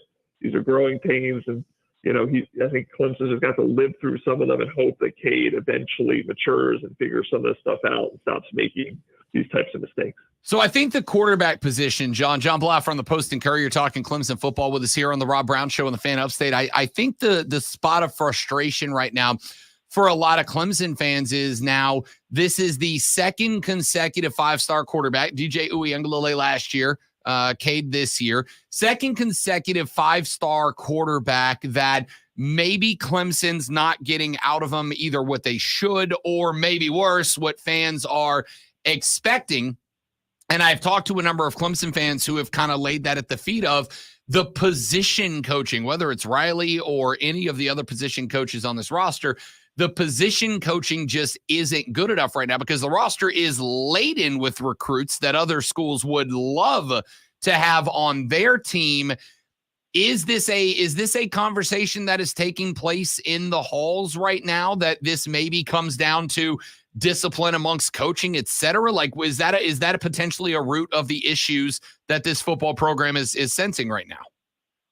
Right. You either miss on a few recruits or you are not developing the talent to the level that you should. I mean, and it's a fair point in terms of you look at the coaching staff. I mean, the running backs coach, CJ Spiller, obviously a legend at Clemson in the NFL. He had no experience elsewhere before he became the running backs coach at Clemson. Thomas Austin, young guy, played at Clemson. I think he had a couple years at Georgia State. You bring him back. He's the offensive line coach at Clemson. Tyler Grisham, a GA, you promote him when Jeff Scott leaves. He's now the wide receivers coach at Clemson. There's just a lot of experience on the offensive side of the ball, coaching-wise. I mean, it's hard to know, again, whether they just didn't recruit some of the right guys I look at the receiver position, and you had a Joe Ajo, E.J. Williams, Frank Ladson. There were just a ton of guys who were 4- or 5-star recruits who just did not work out. And that kind of leaves you in this position with these younger guys trying to fill the void. Offensive line, the depth just doesn't seem to quite be coming to fruition that Clemson thought it had with Walker Parks out, and you're trying to replace left tackle Jordan McFadden, and things are you're still rotating there at that position. It's one or the other. You're either kind of missing on some recruits, or you're not quite developing the talent because, yeah, I mean, the results just in certain position groups, and I think this again puts way too much pressure on Cade Klubnik's shoulders that just isn't quite there. I mean, this is the narrative we've heard the last couple of years. That Dabo Swinney talking about DJ was here. We got to be better around him. I think that's still the case with Cade as well. I mean, I think he has a lot on his shoulders that are not quite good enough around him to be able to establish the run, be able to make plays at receiver, things like that. So, yeah, it's an interesting question to ask, and I'm sure that there's definitely some murmurings about what is it and how do you fix this, because it's not quite going to plan, especially on the offensive side of the ball. Let's take that one step further then, John, if you don't mind, and let's kind of address this. When Garrett Riley got hired to be the OC, I think Dabo kind of bought himself some leniency from the criticism of he leans too hard into Clemson guys, he leans too hard into former players and former teammates and this, that, and the other, because he did go out and make, I think, the splashiest hire of the coaching hiring season by bringing in Garrett Riley. But I think it was kind of a flash in that outside of that, it really is still largely Dabo guys. It's former players. It's guys that came up within his program when Clemson theoretically, if he chose to go this direction, could be, or at least it felt like, could be a school that could pretty much go out, much like they've done with players over the past 6 years, and get who they wanted to round out the coaching staff. I'm in a spot where I am looking for a reason that a team this laden with talent isn't as good as I think it should be. And maybe my bar was too high, John. That kind of right now seems to be one of the big talking points. Could we see changes coming at the end of this season? Or do you think Dabo's the guy that's going to go, hey, I'm going to do it my way has worked, and I'm going to stick with that so far? Yeah, I don't think you hire a guy like Garrett Riley, you pay him all the money you pay him, to not allow him either again, I know there's been conversation, is this Garrett Riley's offense? I think it is. But it's you don't allow him to not run his offense, and you don't say, well, you have to deal with these coaches, and if it's not working, we're not going to change. I think Dabo is the type of guy, and it's evidenced by hiring Garrett Riley, that if something is not working, he's going to make a move. Maybe he's a little bit slower to realize it than some people might be because of, just how much he loves his guys, and he's trying to give guys opportunities and things like that. I mean, I guess that's speculation in a way, whether that's really what's going on, or he just really, really believes in these guys, or again, maybe the players aren't really producing. But I think that brings me to the point of, though, that again, it's a young offense with a young quarterback. You have some issues in terms of the experience level at receiver, the offensive line. Again, I think it was harder to replace Jordan McFadden than he thought it would be. There's just a lot of things going on, and sometimes you hire a guy, pay him a lot of money, and expect it to get fixed overnight. That's kind of been, to a degree, Garrett Riley's track record when he was working with Sonny Dykes at SMU and TCU. It all seemed to happen so quick, but it doesn't always work that way. So maybe this is just, again, an offense that's growing up, it's learning. You're going to have to expect some bumps in the road. It's just been some really, really giant bumps. It's probably been hard for Clemson fans to watch. But yeah, no, I think at the end of the day, if things aren't working, I think Dabo is the type of guy that will make a change. And if that's what he wants to do, or that's what he feels is necessary, then that's what will come at the end of the year. John Blau covers Clemson athletics for the Post and Courier. He joins us every Monday at 8:40 to talk Clemson ball. John, my man, appreciate the time. Big dog, thank you very much. We'll talk to you next week, partner. Sounds good. Thanks, Rob. You got it. John Blau from the Post and Courier. You can find him on Twitter at John Blau, BLAU. Let's take a break after the Sports Flash. We come back with the final hour of the Rob Brown Show on a Monday. It's the Fan Upstate. For those of you worried about me, I banged my knuckles, but I play hurt. That's what I do. Another game for the South Carolina Gamecocks and another loss as they fell to the Missouri Tigers, 34-12. Spencer Rattler went 23 for 40 for 217 yards, no touchdowns, and 1 interception. Social media sirens scream for Shane's seat to be hot. Should it be? I don't know. There are 2 games in the MLB playoffs today. In the National League, the Arizona Diamondbacks are down 3-2 to Philadelphia with Game 6 tonight in Philly. Arizona will have to win 2 in a row to move on in the American League. We've got a Game 7 after a Garcia grand slam, and the 9th won it for Texas, 9-2. Those games are at 5:07 and 8:03 this evening. Speaking of this evening, tune in tonight at 7:30 for Monday Night Football as the 49ers take on the Vikings on your home for the NFL in the upstate, or the Fan upstate.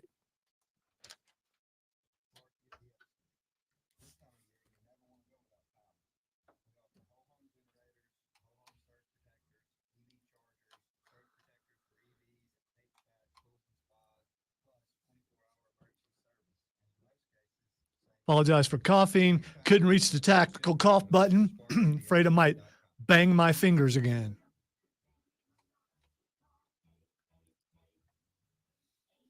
Might be time to start wearing the glasses. Maybe.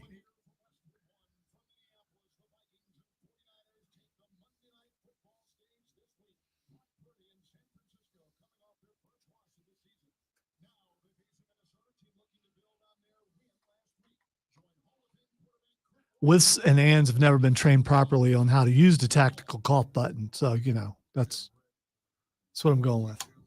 All right, computer, work. Why are you not working? Let me try it again. Yeah, I know. What can I do? I will let you know I nailed it. I've nailed all 3 today. Hit the post.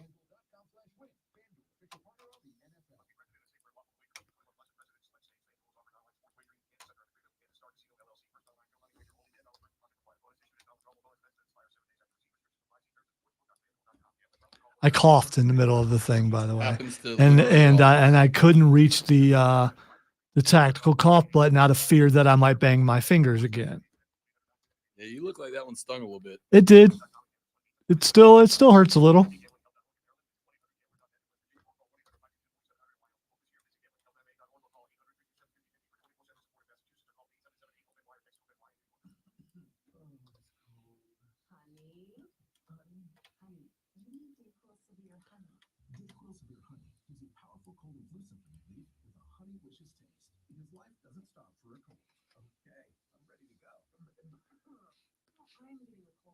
You know what?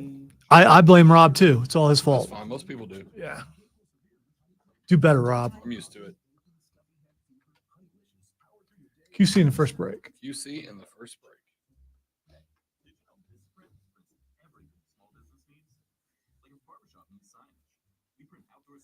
That's a great question, Steven.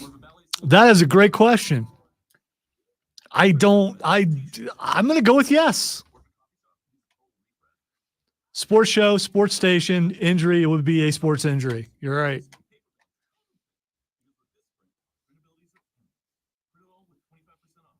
It ain't like I hurt myself on the bench. I mean, I'm in the game.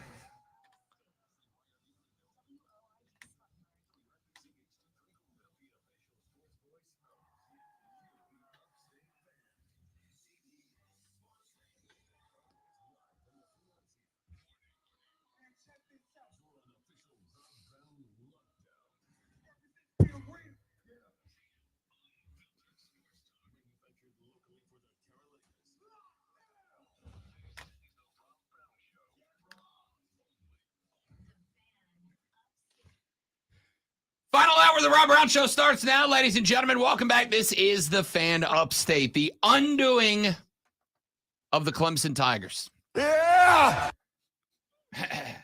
Yeah! Yeah! Yeah! And yes, Texter, I picked that exact moment to play that. Whatever. So, I don't want to. I listen. let me start it off by being crystal clear.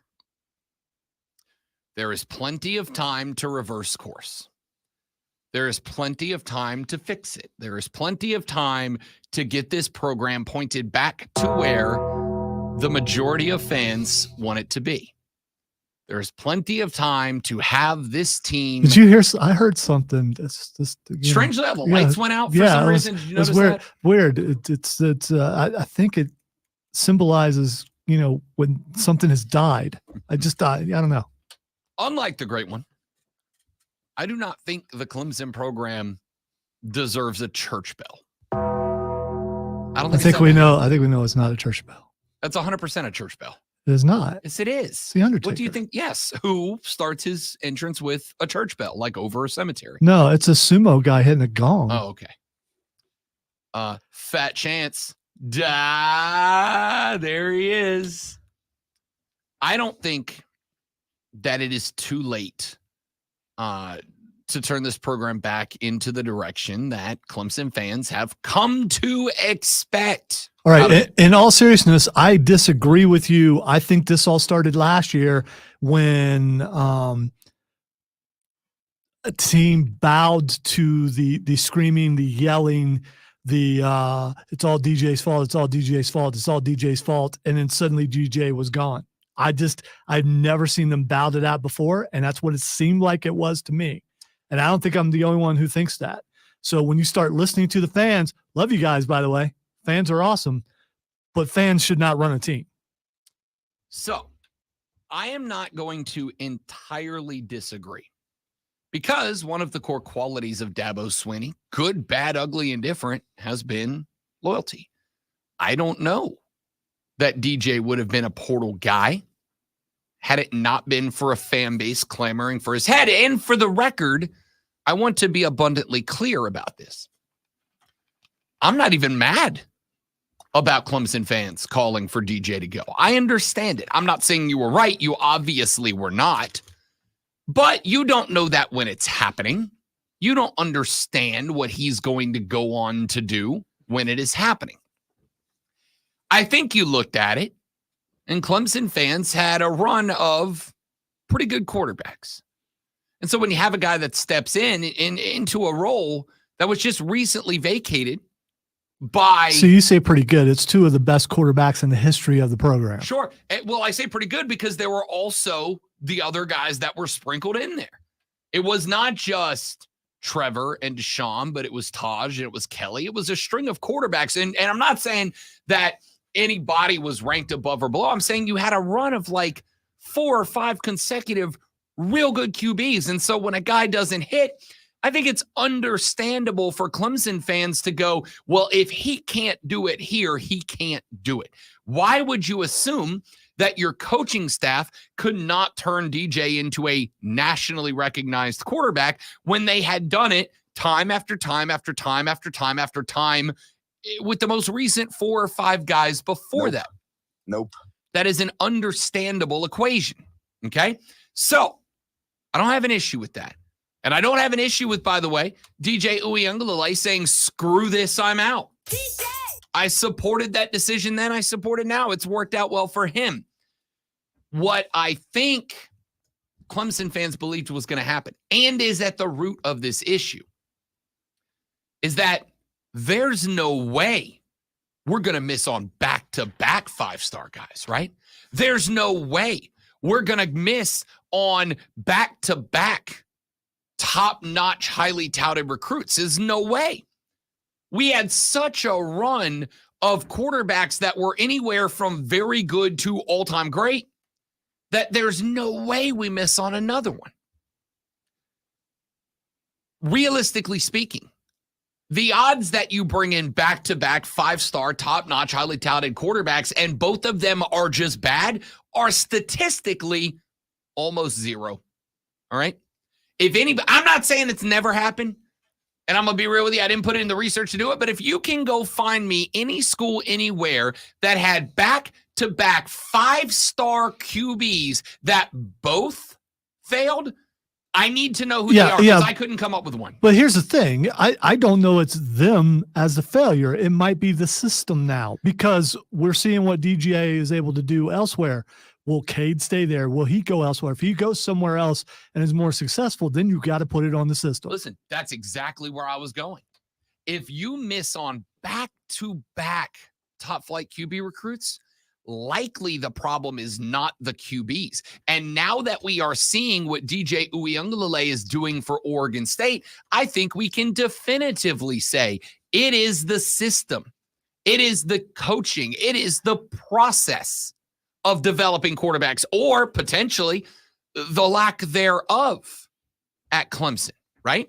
And so here is kind of where I've fallen on this whole thing. For those of you that have listened to the show for the now 3.5 years, coming up on 4 in March that I have been here, you know that I despise hot take radio. I can't stand it. I've never liked it. I think it's, I just don't like it. I don't need to go down the track. I just don't like it. Okay. So I try to avoid it. When I walk into a spot like this, it's because I mean it. The biggest problem that you have right now is not Dabo Swinney. It's Dabo Swinney's pride. The biggest problem that you have right now is not the coaching decisions that are being made. It is the process by which you have arrived to this spot. Because I think there is this element in Dabo Swinney that is pushing him to do it his way. And the reality is you have to evolve. Here's the example that I used. I was talking to a listener on Saturday evening, was texting back and forth about the Carolina game, about the Clemson game. And the spot that I landed on was this. There was a number of years ago, and Nick Saban has made a habit of this, but there was a number of years ago when the spread offense was taking over college football around the Urban Meyer era, right? The spread offense was taking over college football, and you were starting to see colleges go from either the old school ground and pound or a traditional pro style offense to a wide open offense. The average scoring and points per game went up something like 17.5 points. It was ridiculous. And Nick Saban sat down in front of a microphone one day. I was broadcasting down in Florida. I was very early in my career at this point.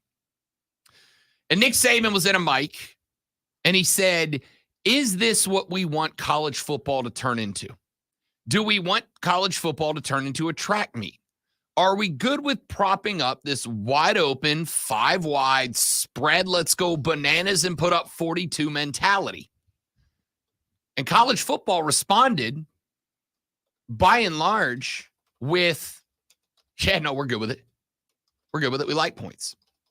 Now, Nick Saban did not double down on what had made Alabama at that point, which was, we're just going to overpower you, right? We're just going to dominate you at the line on both sides. He didn't double down on that. Instead, he backed down on that. And the next thing you know, here comes Alabama. Here comes Alabama, and they're going to find DJ Halls. They're going to find Julio Jones's. They're going to find Greg McElroy's and John Parker Wilson's and A.J. McCarron's. They're going to find QBs and wide receivers who can run that 5 wide spread offense. And all of a sudden, Nick Saban's Alabama team that used to just pound you into oblivion using a style of football that I affectionately referred to as joyless murder ball because there was no fun in it. It was boring. It was just ISO and power run. And then all of a sudden they're 5 wide. And what are they doing when they go 5 wide? They're just outrunning everybody. He stopped finding joyless murder ball players, and he started finding spread offense players. The offensive line from Alabama, if you go back and you look from like 02, let's say like 99 to 02,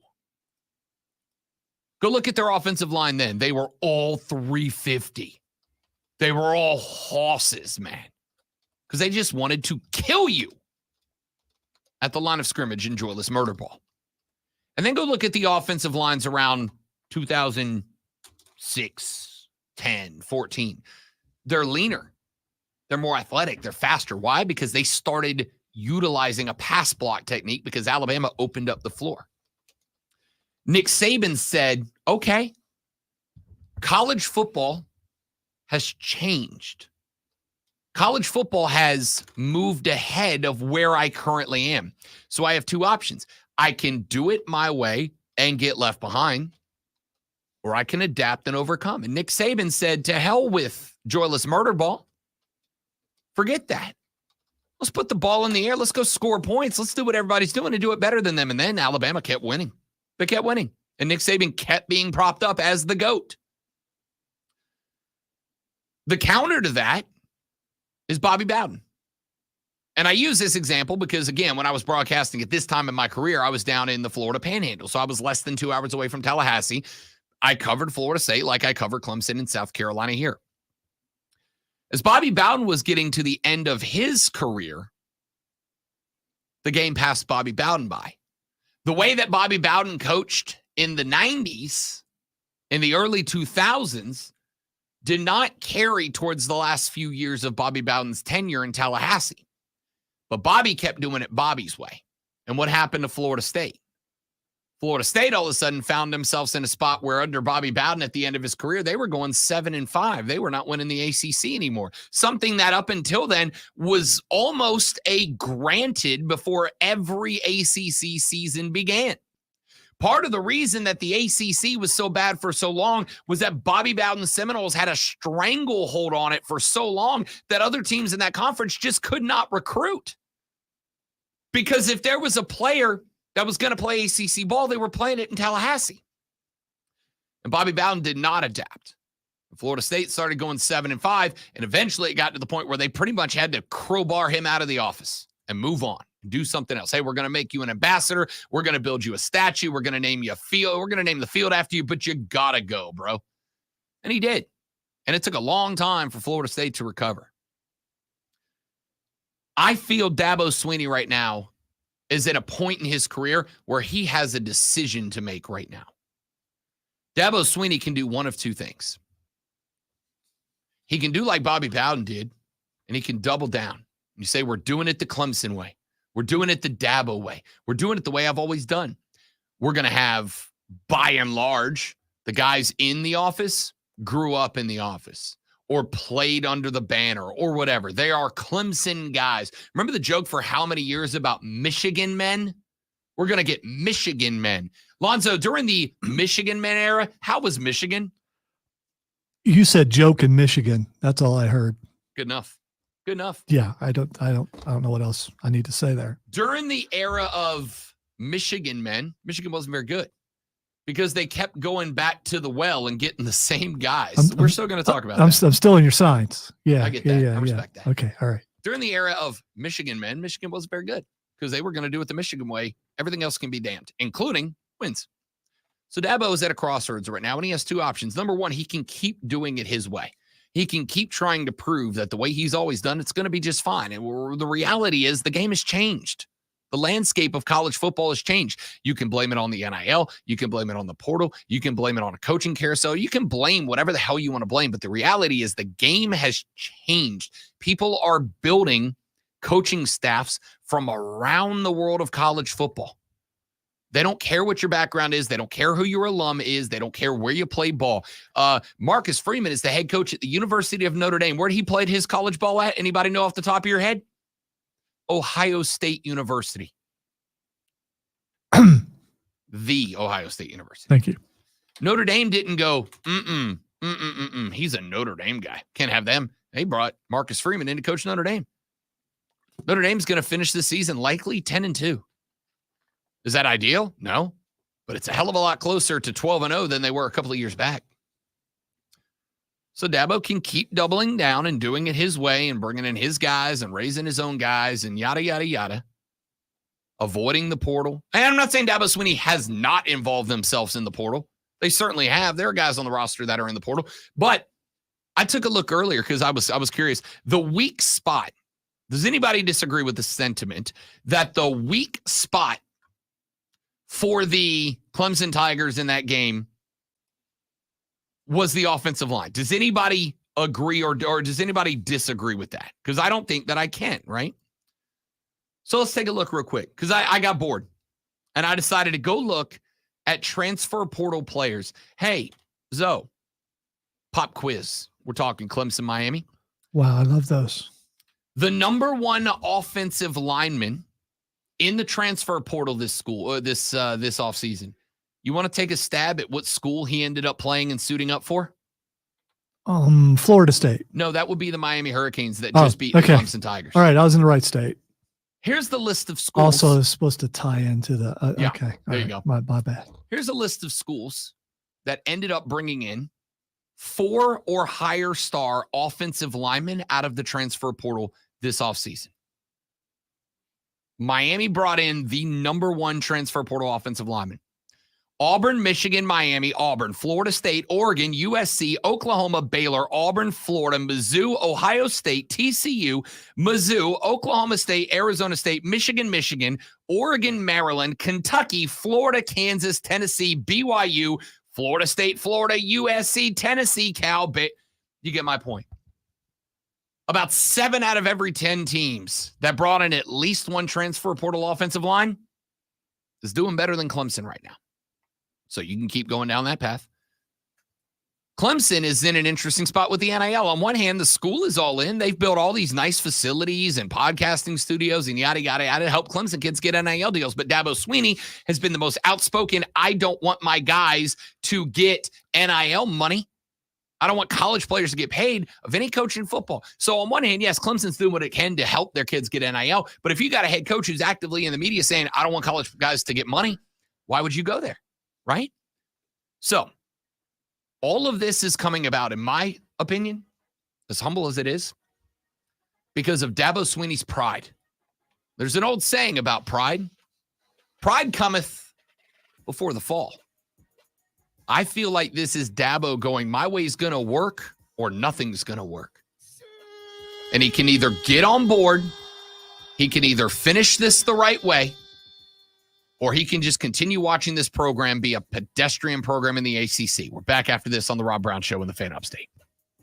QC. Live for you guys. Be right back.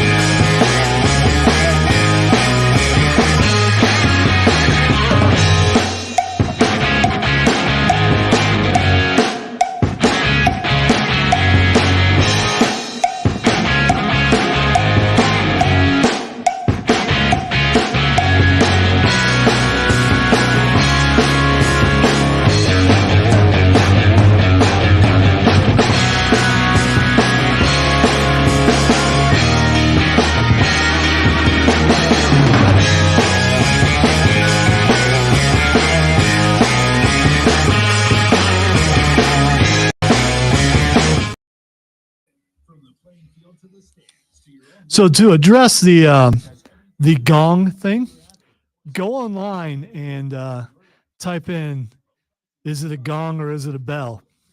There is an argument going back and forth. That's a church bell. It's an argument going back and forth. In a place where a dead guy is. Why would there be a gong in a cemetery? It's a church bell. It's 100% a church bell. All right. So anyway, you see the energy that he's willing to put forth. So are some other people willing to put forth that it's a gong. It's a church bell. You put out the energy you want. It's wrong. If I say 2 + 2 is 5, but I say it very enthusiastically, I'm still wrong. I'm just wrong enthusiastically. But if you're going to be wrong, you might as well be enthusiastic about it. That's right. That's that right. way, if you're wrong, you're at least wrong and enthusiastic. Like And people who say that's wrong. people can't tell if you're joking or not, and then you can throw out, yeah, I was just joking, even though you're just dead serious. The old classic internet way. Yes. I was just trolling, bro. I think it works in real life also, especially in radio.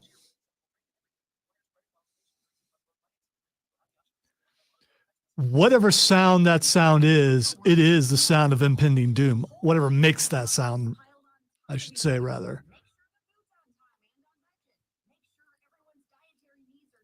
Just think about it. You're walking down in the woods or down a dark alley, or you're at home alone, nothing else on, and you hear the Undertaker gong. Terrified. Or by bell. default. Yeah, wouldn't you though? I mean, it's just like, oh no.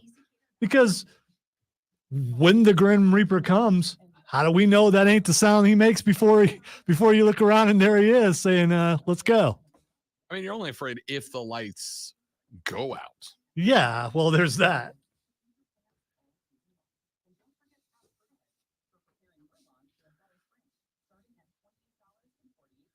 Grandpa, do you see a light? No, but I just heard something. Things are not going where I thought they were.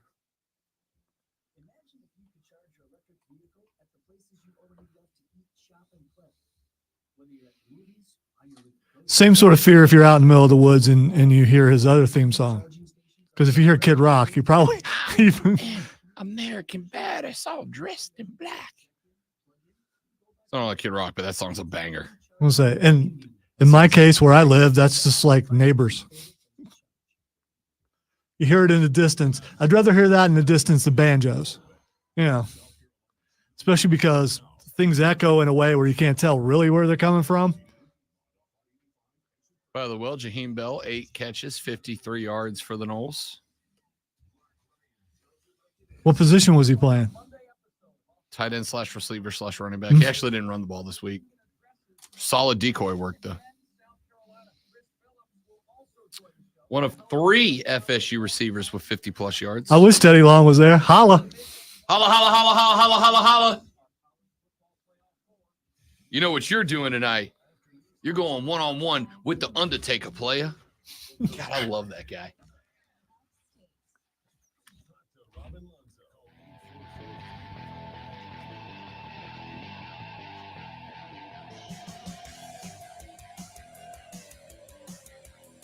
Clemson caught that smoke, South Carolina. I love you too, but you don't get to avoid it, my friends.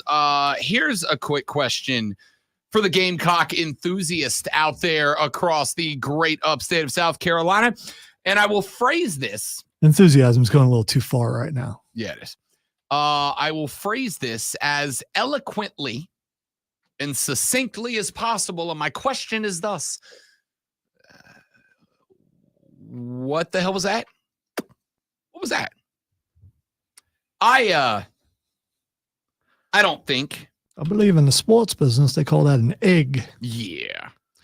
I don't think that either program being discussed this morning on the radio broadcast is incapable of being saved. We're number mid. Well. I don't believe that either program, South Carolina or Clemson. All right, I take that back. South Carolina isn't even mid right now. Yeah, that's not even mid. Yeah.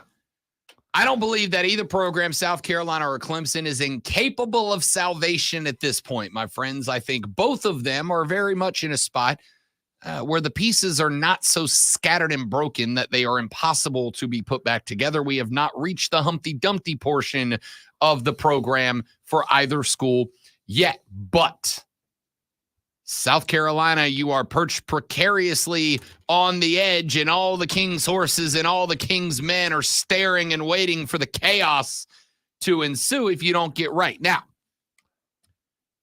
South Carolina, I think we have to discuss this, and I do think that this is a very large discussion point that is exclusive to the Gamecocks and not Clemson.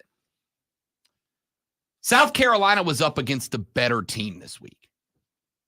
Does anybody feel, if I go roster spot to roster spot up and down, anybody feel that Miami's better than Clemson talent-wise? Because I don't feel that at all. Missouri, South Carolina, I would say Missouri's a better football team. So I wasn't expecting an outright win. I was expecting a cover or close to it, not whatever the hell that was. Here's the issue I have here. With Clemson, I've got like 2 or 3 things that I can kind of put my finger on and go, I think this is the problem. I mentioned the biggest one, I think, is Dabo's pride. But I think Dabo's pride, I can break it down into pride is preventing him from doing this, and this. And those things collaboratively make up issues. And I think I can look and go, the fix is this. And I think the fix is, for Clemson, Dabo swallowing that pride, doing things a different way, utilizing his natural talent as a coach and a leader, and recognizing that sometimes you just got to accept that you were wrong and move on and be better. South Carolina fans, what do I do for you? What do I say about you? Here's the good news. The good news is, at 2-5, it doesn't feel like the enthusiasm around this team has gone down. And for a lot of teams at 2-5, it would. It would. At 2-5, a lot of fan bases would just completely depart from their football team. And I can point to, again, a team that I reference a lot because I covered them for many, many years. But at the end of the Bobby Bowden era, during the Willie Taggart era, Florida State fans abandoned that team.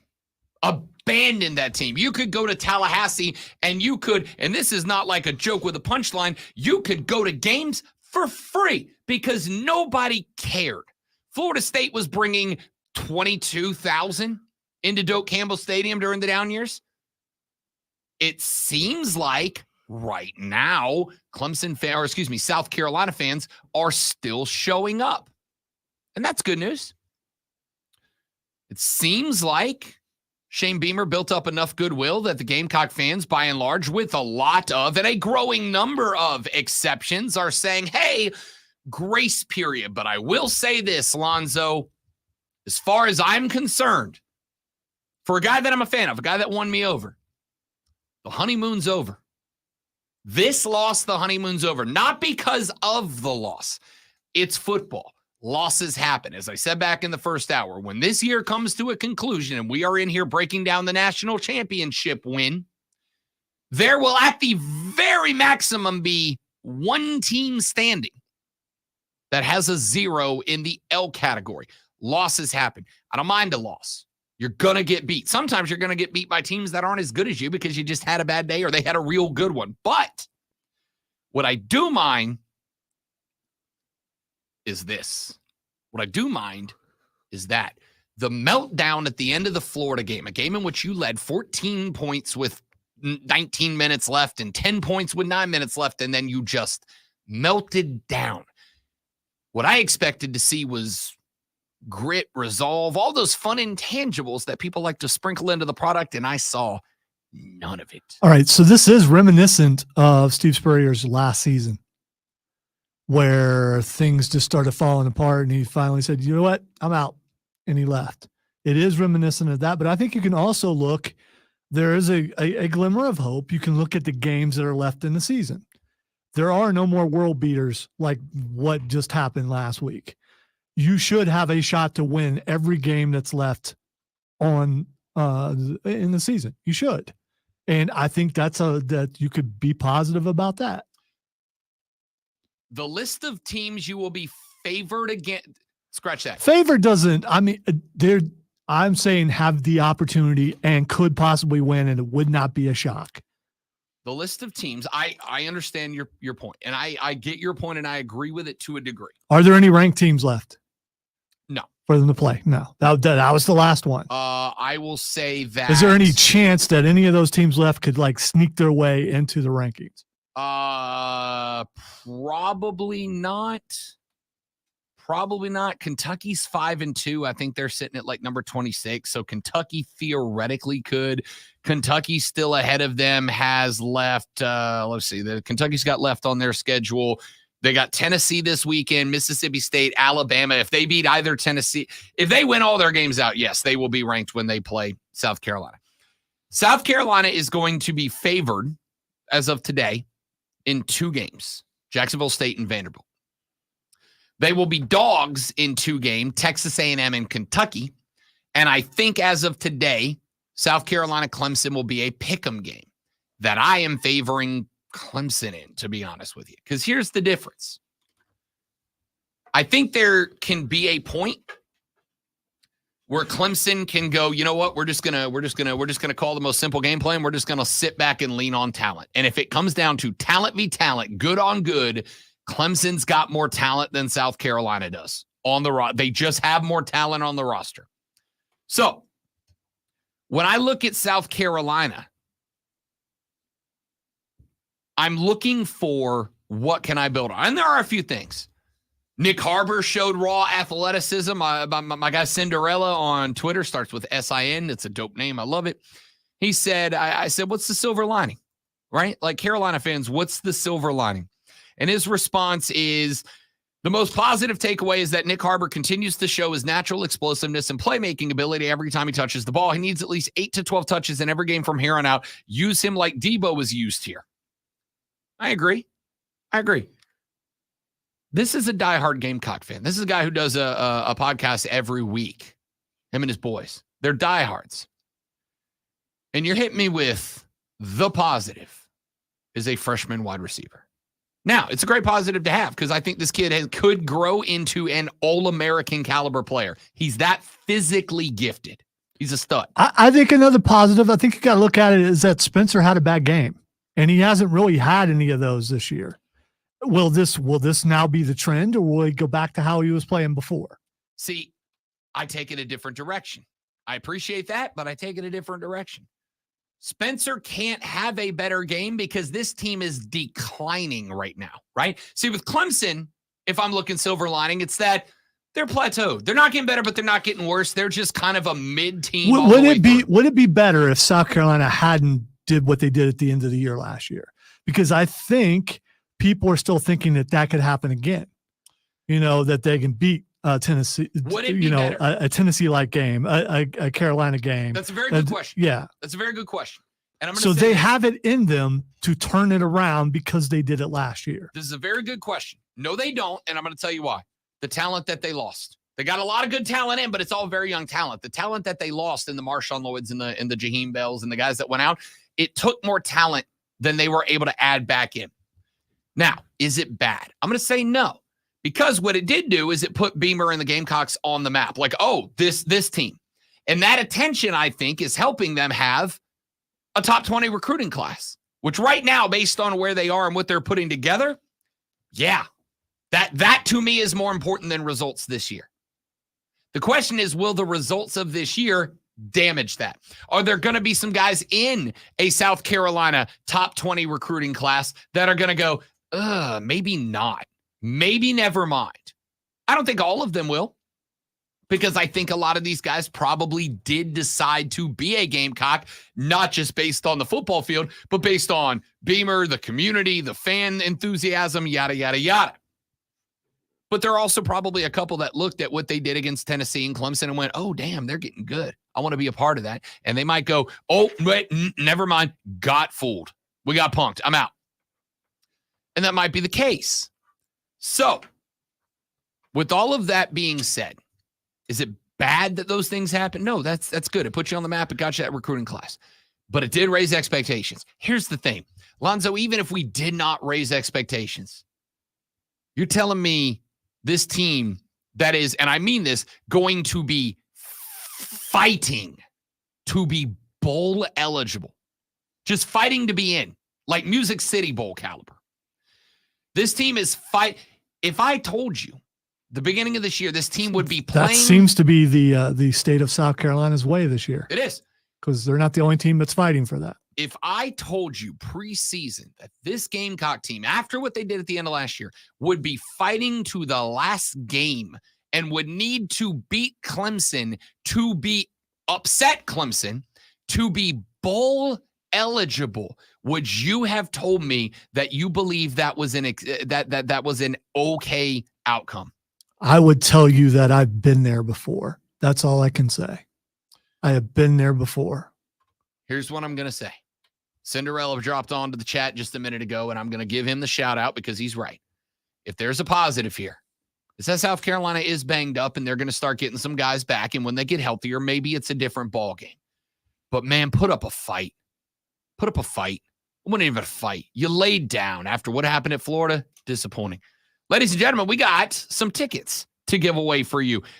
We want to send you up to Asheville, North Carolina. Why? Because there is a dope little basketball tournament going on. It is the Ingles Asheville Basketball Classic coming to the Harris Cherokee Center in Asheville, November 10th and 12th. And we are about to give away a pair of tickets to both days, 2 games, all 2 days, both days.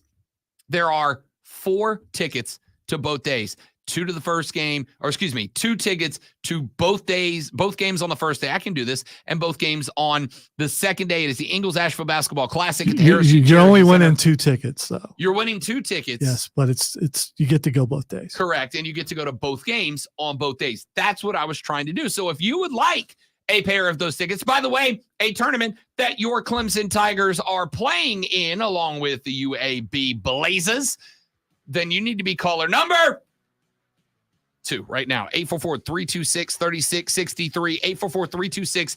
844-326-3663. Caller number 2, winning 2 tickets to 2 games on 2 days with the Ingles Asheville Basketball Classic. 844-326-3663. We're back after this on the Fan Upstate.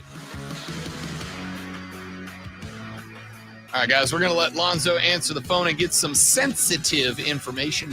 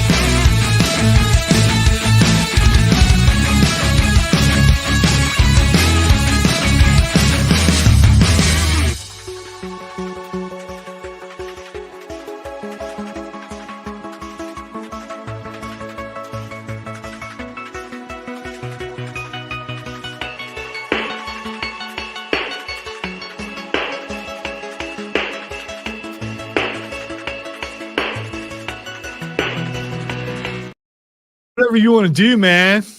Man. Guy, fella, Dude, pal. buddy. I'm not your friend, guy. Yo. I'm not your guy, pal. Bro.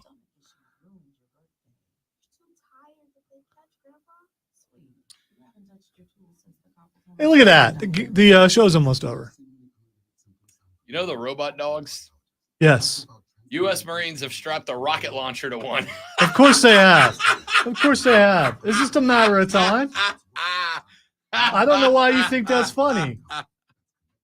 If it saves American lives, cool. Until they're turned on you. Then it's not cool. This guy responded, and just in time for the holiday season.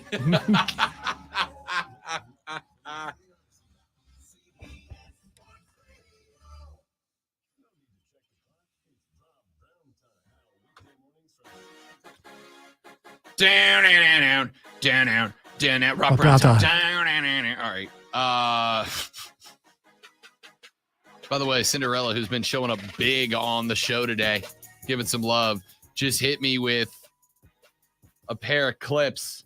The Undertaker bell, tolling bell sound effects, same sound. Yeah, I know it's the same sound because it's a bell. By the way, as I mentioned on the stream, but not on the air, there's a big argument online about whether it's a gong or a bell. All I know, it's the sound of doom. That's all I know. Doesn't matter what instrument's making it. It's the sound of doom. And if you hear that and you are a program who prides yourself in, winning championships and stuff, you just don't want to hear that. I don't disagree. Yes. It's still a bell. It's not an argument. It's half the people being wrong and the other half recognizing what it is. Texter says, from a Clemson fan, South Carolina will beat Clemson because Clemson can't get out of their own way. I got to tell you, you're not wrong. I mean, about the second half. I don't know about the first half. That game is going to be played at 8 a.m. on a Tuesday on PBS. It's also a long ways away. It also is a long ways away. As Joey B dropped in earlier, South Carolina could be fighting for 4 wins. They could be fighting for 6 wins. I'm going to tell you straight up, you're not doing better than 6-6. That is the new roof. Here's what it comes down to. Because it would be more entertaining for at least me, I do want it to be for bowl eligibility. I just want it to be. And that would mean both teams would lose some more games. And I feel bad for you if that bothers you. But the Palmetto Bowl would have meaning if one of those teams would be bowl eligible and the other one wouldn't. I don't disagree with you at all. Not in the least. Now, looking down the schedule, Clemson sitting at 4-3. They are not going to be fighting for bowl. Well, scratch that. They should not be fighting for bowl eligibility. There we go. There it is. But they need 2 wins in 5 games. Those 5 games are at NC State. Toss-up game to me. That's a pick-em game. NC State's got a good defense. They're not that good offensively. That's a pick-em game. Will Cade second-guess himself now, or will he go, okay, I can't do this again. National attention. I'm gonna run whatever they call. By the way, you know what? Do me a favor. Play that Cade Klubnik sound one more time. I want you to listen to the first couple of segments or first couple of seconds of this. Listen to Cade when this question is presented to him by a reporter. Just trying to make a play. If I had to play back, I'd hand it out 10 times out of 10. But take full responsibility for that one. Learn from it and keep going. Dabo said it was supposed to be a straight handoff. Is that fair? Yep. Did you see something? Okay, you can stop it there. Dabo said it was supposed to be a straight handoff. Is that fair? Yep. I don't mean to speculate, but I do because that's what we do here on the show. Hey, we've all gotten to where we feel like, yeah, man, I got this. I got this. And then you do something. It's like, oh, crap, I did not. And how do you feel after that? You feel like you're going to do, yes, boss, whatever you tell me to do. Uh-huh. I'll tell you what else it makes me think. It makes me think there's going to be a very difficult time ahead of Cade Klubnik because that's the type of outcome to a situation, especially again, I'll take it. I believe him. Okay. If Dabo is being straight up with what happened, and it sounds like he is, okay, if it sounds like if Dabo is being straight up in what he's saying right now, and so is Cade, because here's the other alternative. This is the ugly alternative. The ugly alternative is Dabo's not being straight up. It was an RPO or it was an option, a read option or whatever, right? And one of our listeners presented this. He said what the reporter should have asked was this a read option, right? Because a handoff's a handoff, but it could be a read option. Was that a read option? And if the answer was no, it was a straight handoff. And I don't think he can be more clear than no, it was a straight handoff. That's what Dabo said. If Dabo is not telling the truth about that, then that's throwing Cade under the bus, and then Cade had to lay down and take it. Because what happens if Cade gets in front of the mic and they go, "Hey, Dabo said it was a straight handoff. Is that fair?" And what if Cade went, "No, it was an RPO or it was a read option." Right? Then it's transfer portal time. Oh, dude, transfer portal for everybody. Because if the coach is lying about that and throwing his play under the bus for his decision, that's real bad. So let's assume, because I can't, Dabo's not a dumb guy. He's stubborn, but he's not dumb. So let's say it was a straight handoff and Cade decided to go rogue, call his own number. You got a lot more problems here. Number one, I got a quarterback who goes rogue. That's not your job, my guy. We give you a play, you run it, right? Unless you're Michael Vick, don't option into a run. If we want you to run, we'll call a run for you. But unless you're Mike Vick, no. I would say, or if you're Spencer Rattler and you're about to die every time you get the ball in your hands. Listen, if the pocket blows up and you got to get out, get out. We understand that. I'm saying that was Cade deciding to call his own number on the run. Okay? So, unless you're Mike Vick, don't do that. But here's the problem. Cade decided, I'm going to make a play. He got it handed to him. It did not go well. That's the type of decision that destroys confidence. Destroys confidence. Now, confidence can be rebuilt up. I think all of us have been slapped in the mouth by reality in the past, regardless of what you do for a living or a hobby. All of us have tried something and failed and gotten slapped in the mouth by reality, and you lose your confidence. And you got to build it back up, but it doesn't build back up in a week. It takes a while. So now Clemson's got an NC State defense that sees a beatable Clemson team, has the best part of their team is their upfront defense, and is likely looking at Cade Klubnik and going, this guy's got no confidence. What do you think's going to happen at NC State this weekend? They're going to pin the ears back, brother. Good luck. Against an offensive line that was already paper thin when it came to protecting Cade in the first place. Now you got a quarterback with no confidence behind him. Then you got Notre Dame. That's an L. Georgia Tech should be a win, but Georgia Tech's got some decent games behind them so far. And then you got North Carolina, who did just lose to a bad football team this weekend in Virginia. So not unbeatable, but it's an uphill push. And then South Carolina, they got to win 2 of those 5. I'll give you Georgia Tech. Where's your other win coming from? You guarantee NC State? I'm not. Certainly not Notre Dame. Certainly not North Carolina. You got to guarantee me South Carolina. I wanted to say it'll be South Carolina fighting for bowl eligibility and Clemson taking pride in keeping them from it. It might damn well be 2 5-win teams battling. It really might. And now, the Rob Brown Show presents Twitter. What the? See how I did that? Rob pointed and I hit the button, kind of like when the player is given a play and they hit the player. They hit the play. He was giving them the business. Yes. I just wanted to play that. I spent so much time putting it in. You had all day. Personal foul. He was giving them the business. I know, but I forgot. Yeah, you don't want to give someone the well, maybe you do. All right, the first thing that's sometimes somebody needs the business. They do. The first thing that's Xing today is Amelia Clark. First off, I love Amelia Clark, and I'll always love Amelia Clark, not just because she was the mother of dragons in Game of Thrones, but after it was over, she was doing an interview. This isn't why she's trending. I just wanted to say this. Doing an interview, and they were yelling at her from the red carpet, and they were like, Amelia, how did you feel about the ending of Game of Thrones? And she said, great. And then she made a face like she was about to vomit. And I just appreciated her being honest about that. I'm going to assume it's her birthday, and she is 32.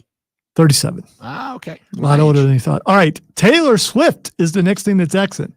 You mean Travis Kelce's girlfriend? Not exing for the thing that you think, probably. Shocking, as Lonzo and I both called, wouldn't you know it, all of a sudden, guess who's got a seat next to Tay-Tay? Brittany Mahomes now. And now they have a fun little handshake with the fist bump, and it was very awkward to watch. Yeah, it was. You asked me what basic was earlier in the show? That. Who? That was basic. Taylor Swift? Tay-Tay and Britt. Okay. Who, by the way, all right. Again, all right. I like Taylor Swift. I'm a fan. Yeah, I don't know. But that was basic. All right. That is not why. She is trending because her Eris movie is _1 for the second week in a row. And it's going to be there for a minute. minute. It blew away that latest the Flowery Moon. Yeah. Which De Niro thingy. It's going to be there for a minute, dudes. It's Tay-Tay. She is the queen right now. Ladies and gentlemen, that's it for us. Thanks for listening to the show. Hope you enjoyed it. We'll be back tomorrow to do it all over again, but better. He's Lonzo. I'm Rob. Thanks for listening and watching to the Rob Brown Show and the Fan Upstate later. Yeah!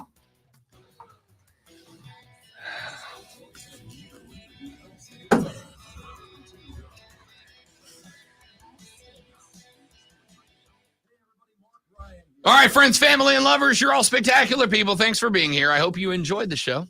For those of you that are new, welcome. Come back. We do it every day. For those of you that are new, share it with your friends. We want them here too. We try to grow the show and have some fun doing it.